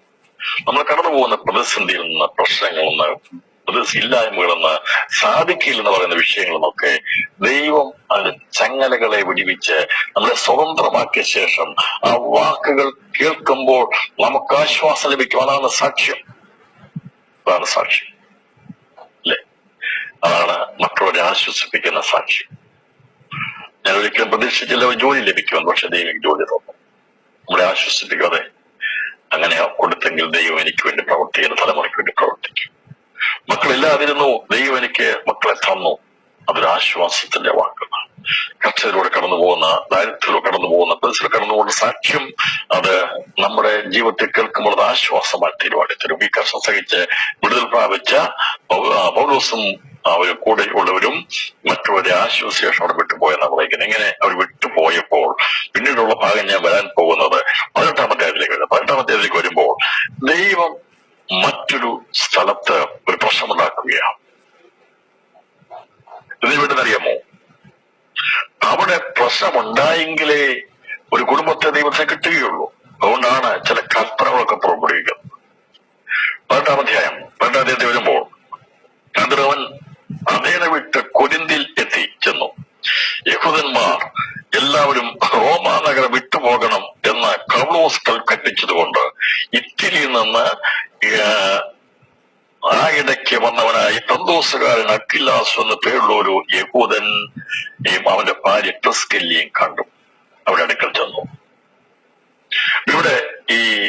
ഇവിടുന്ന് അദ്ദേഹം ഫിലിപ്പിയ വേലയെല്ലാം ചെയ്ത് അവിടുന്ന് സഭ സ്ഥാപിച്ച ശേഷം അവിടുന്ന് യാത്ര തിരിച്ച് പല സ്ഥലങ്ങളിലൂടെ കടന്നുപോയി. അവസാനം പൗലോസ് കൊരിന്തിയിലെത്തി.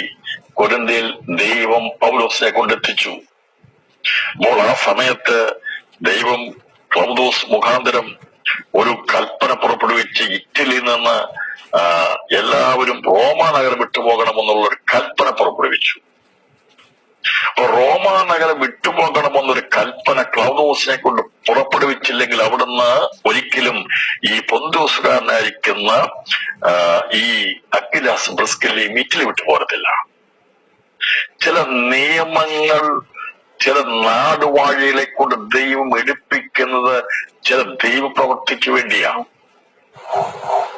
അതുകൊണ്ടാണ് പറയാം, ദൈവം അറിയാതെ ഒന്നും സംഭവിക്കുകയില്ല.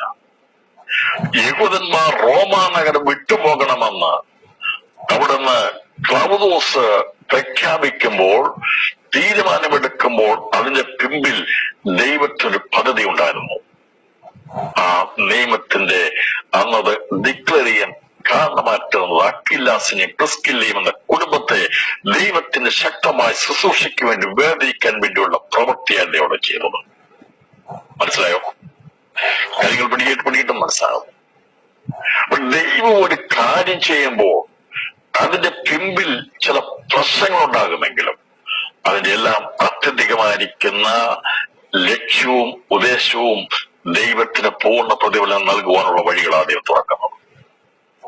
ഇങ്ങനെ റോമാ നഗരം വിട്ടുപോകണമെന്നൊരു കൽപ്പന പുറപ്പെടുവിച്ച് പലർക്കത് ബുദ്ധിമുട്ടുണ്ടായിട്ടുണ്ട്. പക്ഷേ ഇവരെ കൊരിന്തിലേക്ക് ദൈവം കൊണ്ടുവന്നപ്പോൾ അവിടേക്ക് ദൈവത്തിന്റെ പൗലോസ് അപ്പോസ്തലനെ കൊണ്ടുവരാനിടയാത്തുന്ന ദൈവ പദ്ധതിയായിരുന്നു. ഞാൻ പറഞ്ഞത് നിങ്ങൾ പുറകോട്ടുള്ള നമ്മുടെ സുവിശേഷ രീതിയും ജീവിതവും വിശ്വാസവും അതിന്റെ ചരിത്രം പഠിച്ചാൽ മതി. ഇതിനെല്ലാം പിമ്പിൽ സ്വർഗത്തിനൊരു പ്ലാൻ ഉണ്ടായിരുന്നു. ഇനി മുമ്പോട്ടോടെ ദൈവത്തിന്റെ പ്ലാനുണ്ടോ?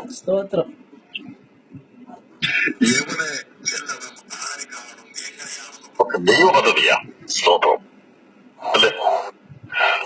നമ്മള് കരുതിയാണോ പോയതല്ല. ഇനി നമ്മിട്ട് പോകാൻ പറഞ്ഞിടത്ത് പോയേ പറ്റുള്ളൂ. ഇവിടുന്ന് റോമാ നഗരം വിട്ടുപോകാൻ ക്ലൗദോസ് കൽപ്പിച്ചപ്പോൾ ഇവന് യഹൂദനാ അക്വിലാസും പ്രിസ്കില്ലയും.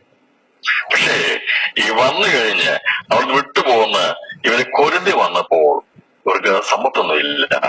ഇവര് കൂലിവേല ചെയ്യുന്നവരാ, പണിക്കാരായി മാറി.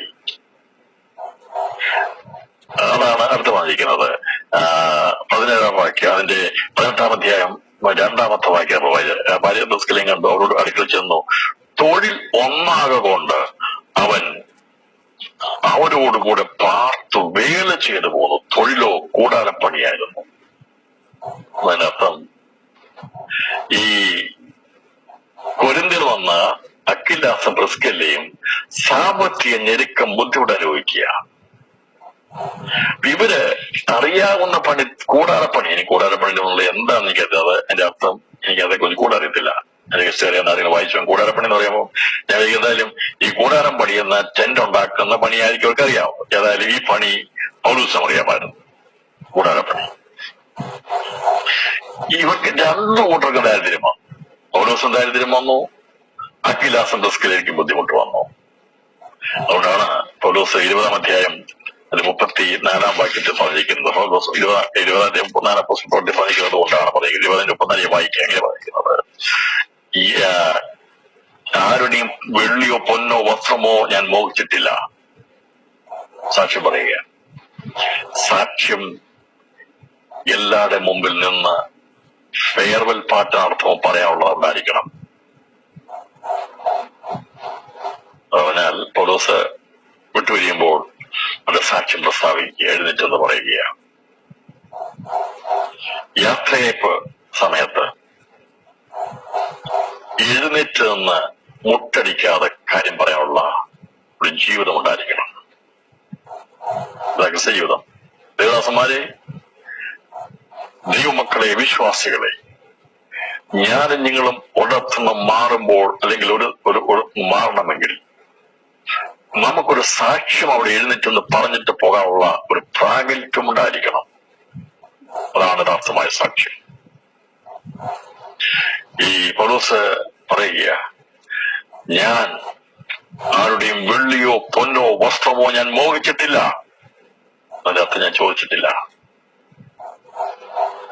ഒന്ന് പറയുക, എന്റെ മുട്ടിനും എന്നോട് കൂടെയുള്ളവർക്കും എന്റെ ബുദ്ധിമുട്ടിനും എന്നോട് കൂടെയുള്ളവർക്കും വേണ്ടി ഞാൻ ഈ കൈകളാൽ അധ്വാനിച്ചു എന്ന് നിങ്ങൾ തന്നെ അറിയുന്നുവല്ലോ. ഇങ്ങനെ പ്രയത്നം ചെയ്ത് പ്രാപ്തിയില്ലാത്തവരെ സഹായിക്കുകയും വാങ്ങുന്നതിനേക്കാൾ കൊടുക്കുന്നത് ഭാഗ്യമെന്ന് കർത്താവ് യേശു താൻ പറഞ്ഞ വാക്കോർത്ത് കൊള്ളുകയും വേണ്ടതെന്ന് ഞാൻ എല്ലാ കൊണ്ടും നിങ്ങൾക്ക് ദൃഷ്ടാന്തം കാണിച്ചിരിക്കുന്നു. പറയുക, ഞാന് ഒന്നും ആഗ്രഹിച്ചിട്ടില്ല. പറയുകയാണ്, എന്റെ മുട്ടിനും എന്നോട് കൂടെയുള്ളവർക്കും വേണ്ടി ഞാൻ ഈ കൈകളാൽ അധ്വാനിച്ചു. ഒരു ബുദ്ധിമുട്ട് കൂടാ പറയുക, ഞാൻ ജോലി ചെയ്തു, ഈ കൈകളാൽ അധ്വാനിച്ചു.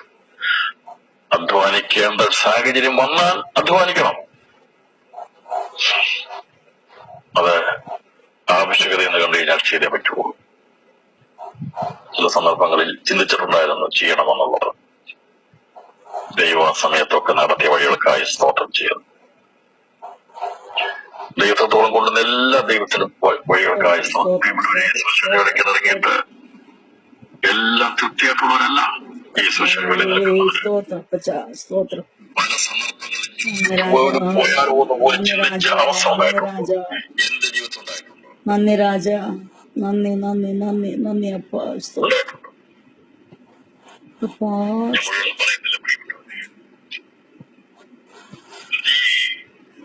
വേലക്കിറങ്ങി നന്നായി കഷ്ടപ്പെടുന്ന അനേക പ്രിയപ്പെട്ട ഒരു സന്ദേശം കേൾക്കുന്നുണ്ട്. അവർക്കറിയാം എങ്ങനെയാണ് നിലനിന്ന് പോകണമെന്നുള്ളത്. ചില സന്ദർഭങ്ങളിൽ എന്തെങ്കിലും ജോലിയെങ്കിലും ചെയ്തെങ്കിൽ എന്ന് കുഞ്ഞുങ്ങളെ പോറ്റാമെന്ന് ചിന്തിച്ച ദിവസങ്ങൾ വരെ ഉണ്ടായിട്ടുണ്ട്.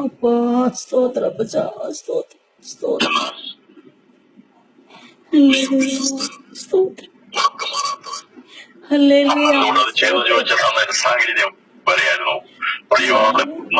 വഴികൾക്കായി സ്തോത്രം സ്തോത്രം സ്തോത്രം സ്തോത്രം.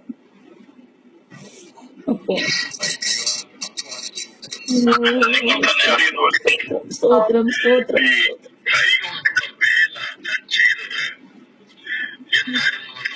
കൂടാരപ്പണിയായിരുന്നു.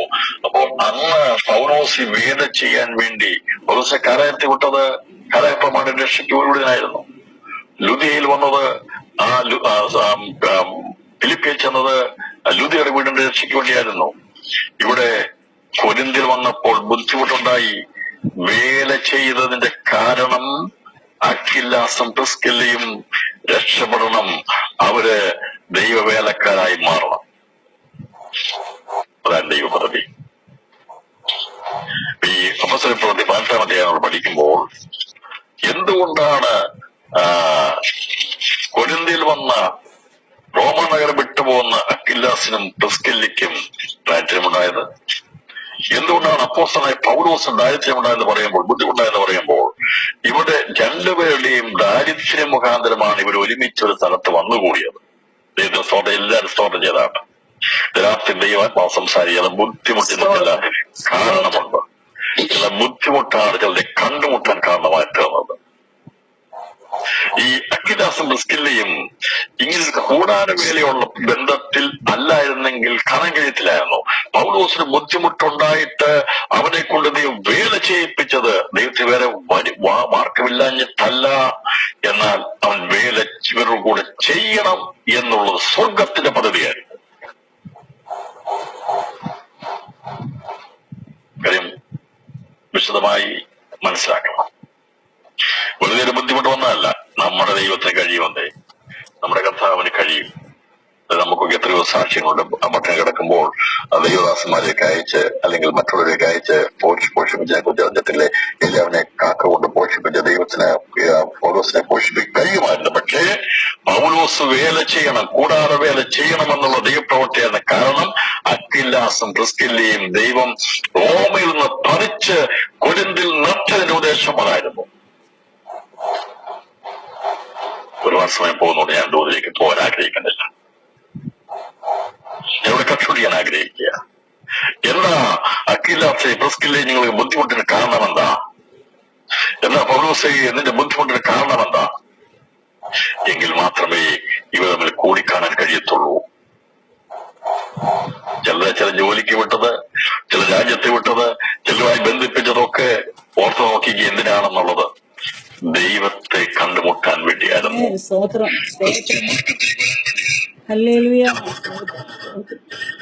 ചില പാഠം വന്നത്, ചില സ്ഥലങ്ങളിലേക്ക് ദൈവം നിന്നെ പറിച്ചു നട്ടത് എന്നെ നിങ്ങളെയും എടുത്തെറിഞ്ഞ ദൈവത്തിന്റെ ഉദ്ദേശമായിരുന്നു.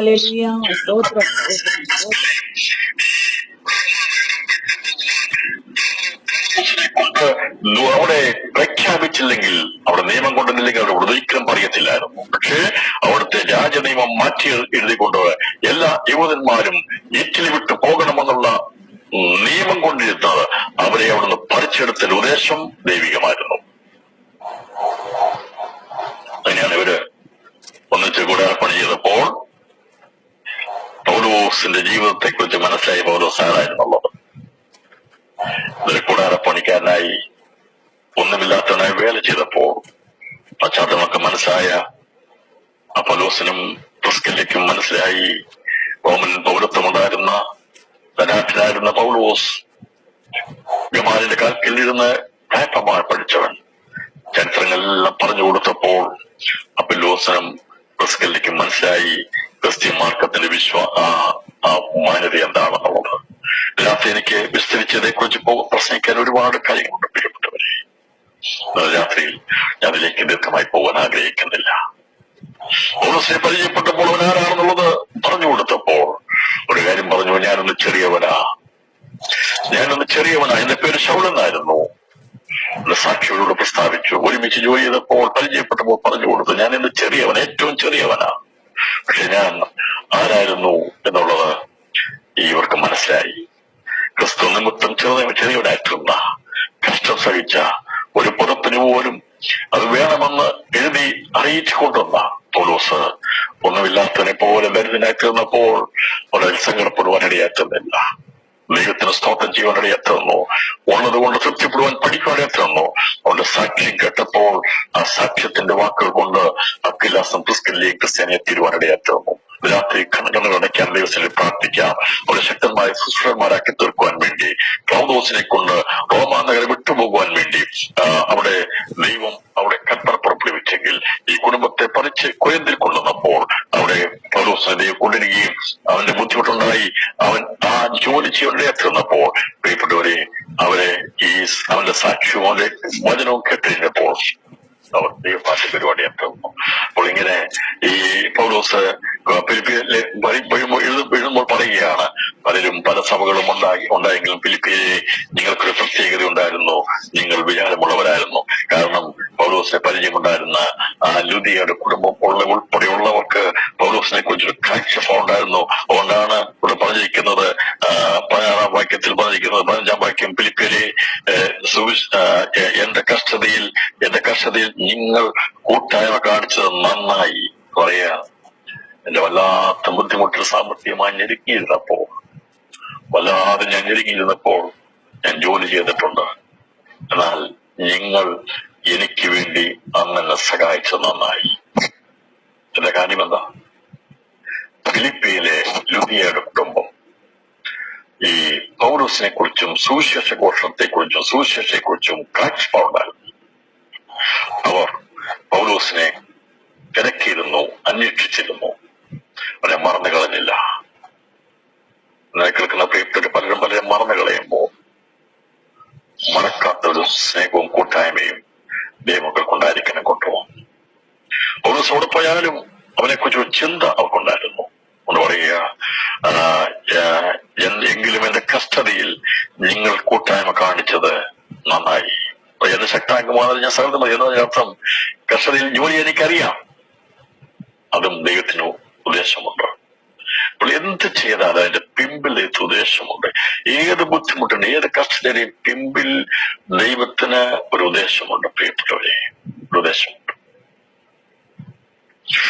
നിങ്ങൾ കുട്ടികൾ ചെന്ന ഫിലിപ്പിലെ സുവിശേഷ ഘോഷണത്തിന്റെ ആരംഭത്തിൽ ഞാൻ മക്ബദീനിൽ നിന്ന് പുറപ്പെട്ടാറെ നിങ്ങൾ മാത്രമല്ലാതെ ഒരു സഭയും വലവുചൽ വെക്കാനത്തിൽ എന്നോട് കൂട്ടായ്മ കാണിച്ചില്ല എന്ന് നിങ്ങൾ അറിയുന്നു. തെസ്സലോനിക്കയിൽ എന്റെ ബുദ്ധിമുട്ട് തീർപ്പാൻ നിങ്ങൾ 1-2 വട്ടം അയച്ചു തന്നുവല്ലോ. തെസ്സലോനിക്കയിലുള്ളവർ വിലവുള്ളവർക്ക് ഉത്തമന്മാരെന്ന് പറയാൻ പോണതിന്റെ കാരണം കൂടിയുണ്ട്. വചനം വായിക്കുന്ന മാത്രമല്ല, തെസ്സലോനിക്കയൊന്നും കൊടുക്കത്തില്ലായിരുന്നു. അവിടുത്തെ ബുദ്ധിമുട്ട് തീർക്കാൻ വേണ്ടി ഫിലിപ്പിയിലുള്ളവരാണ് കൊടുത്തുകൊണ്ടിരുന്നത്. ഫിലിപ്പിയിരുന്ന പൗലോസിന് വേണ്ടതൊക്കെ തെസ്സലോനിക്ക അയച്ചു കൊടുത്തു. എന്നാൽ പിന്നീട് തെസ്സലോനിക്കയുള്ളവർ മുൻനിരയിലേക്ക് ഒരുപാട്ടിടയാത്ത സുവിശേഷം കേട്ട് വചനം കേട്ട് ജീവിതം മാറിയപ്പോൾ അവർ പിന്നീട് കരുതുള്ളവരായി തിരുവാട്ടിടയാത്തുന്നു. എന്നാൽ തെസ്സലോനിക്കയിലെ ആദ്യത്തെ ശുശ്രൂഷയുടെ ഘട്ടത്തിൽ സഹായിച്ചത് ഫിലിപ്പിയരാ.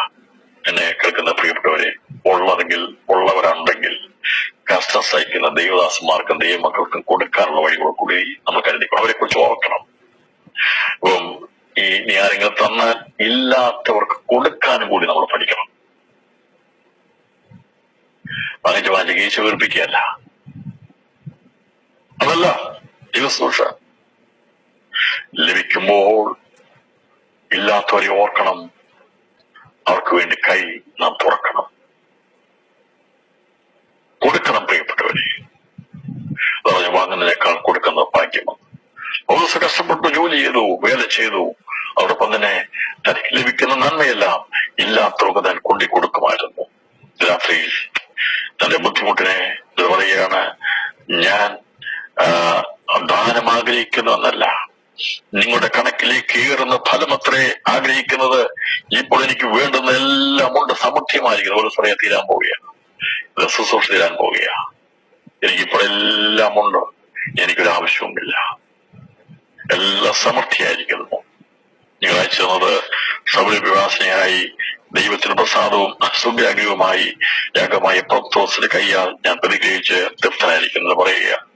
എനിക്കറിയാം നിങ്ങൾക്കും ബുദ്ധിമുട്ടുണ്ടെന്ന്. ഫിലിപ്പിലെ, നിങ്ങളിങ്ങനെ സ്നേഹം കാണിച്ച ദൈവനാമത്തിന് വേണ്ടി ഞാൻ പോകുന്നതിന്റെ പിന്നാലെ ഒക്കെ എന്നെ നിങ്ങൾ സഹായിച്ചപ്പോ എനിക്കറിയാം നിങ്ങളില്ലായ്മ അറിയാം. ഉള്ളവരെ കാണുമില്ലാത്തൊരു കാണുന്നത്.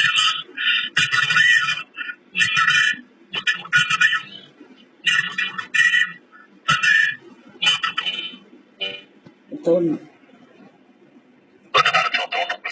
പൂർണ്ണമായി രാത്രികൾ അടയ്ക്കാൻ പ്രാർത്ഥിക്കാം.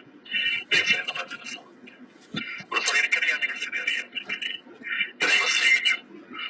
മൂന്ന് സ്ഥലത്തെല്ലാം സുവിശേഷ വർഷത്തിന് വേണ്ടി നിങ്ങൾക്ക് വരാൻ കഴിഞ്ഞില്ലെങ്കിലും നിങ്ങളുടെ തുണയുണ്ടായിരുന്നു. നിങ്ങൾ എന്നെ സഹായിപ്പാനിടയാറ്റ് വന്നു. അതെ, അത് മാതൃകയായിരുന്നു. താൻ അത് ചെയ്തിരുന്നു. ചില ബുദ്ധിമുട്ട് വന്ന് ജോലി ചെയ്യാൻ ചില ജോലി സ്ഥലം ഒരുക്കിയ ദൈവത്തിന്റെ പദ്ധതിയായിരുന്നു. അവിടെ എത്തിപ്പോയത് ദൈവപ്രവൃത്തിയായിരുന്നു. അതിന് എത്ര പേർക്ക് സന്ദേശം മനസ്സിലാക്കാൻ എനിക്കറിയത്തില്ല. ഉള്ളത് രാത്രി നമുക്ക് പറയാൻ സാധിക്കണം, അത് എന്റെ ദൈവമോ നമ്മുടെ ബുദ്ധിമുട്ടൊക്കെയും പൂർണ്ണമായി തീർന്നതിന് നിങ്ങൾ തരുന്നതനുസരിച്ച് ഭൗതികമായിട്ട് വിഷയം മാറ്റും. അത് മാത്രമല്ല, ദൈവം തന്റെ ധനത്തോണം ഒരുക്കുന്ന സ്വർഗീയ ഭവനം നമുക്ക് വേണ്ടി ഒരുക്കുന്നുണ്ട്.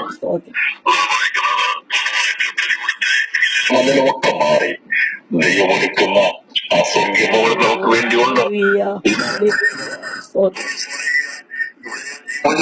ചെയ്തതാ, പക്ഷേ എനിക്ക് വേണ്ടി സ്വർഗീയനാഥൻ എന്റെ ദൈവം, ആ മഹാദൈവം അവിടെ ഒരു ഭവനം ഒരുക്കുന്നുണ്ട്.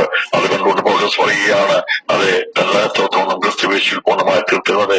ഇന്നത്തെ നമ്മുടെ കഷ്ടത മാറാൻ സമയമായി, നമ്മുടെ ഭാരം മാറാൻ സമയമായി, നമ്മുടെ ഇല്ലായ്മ മാറാൻ സമയമായി.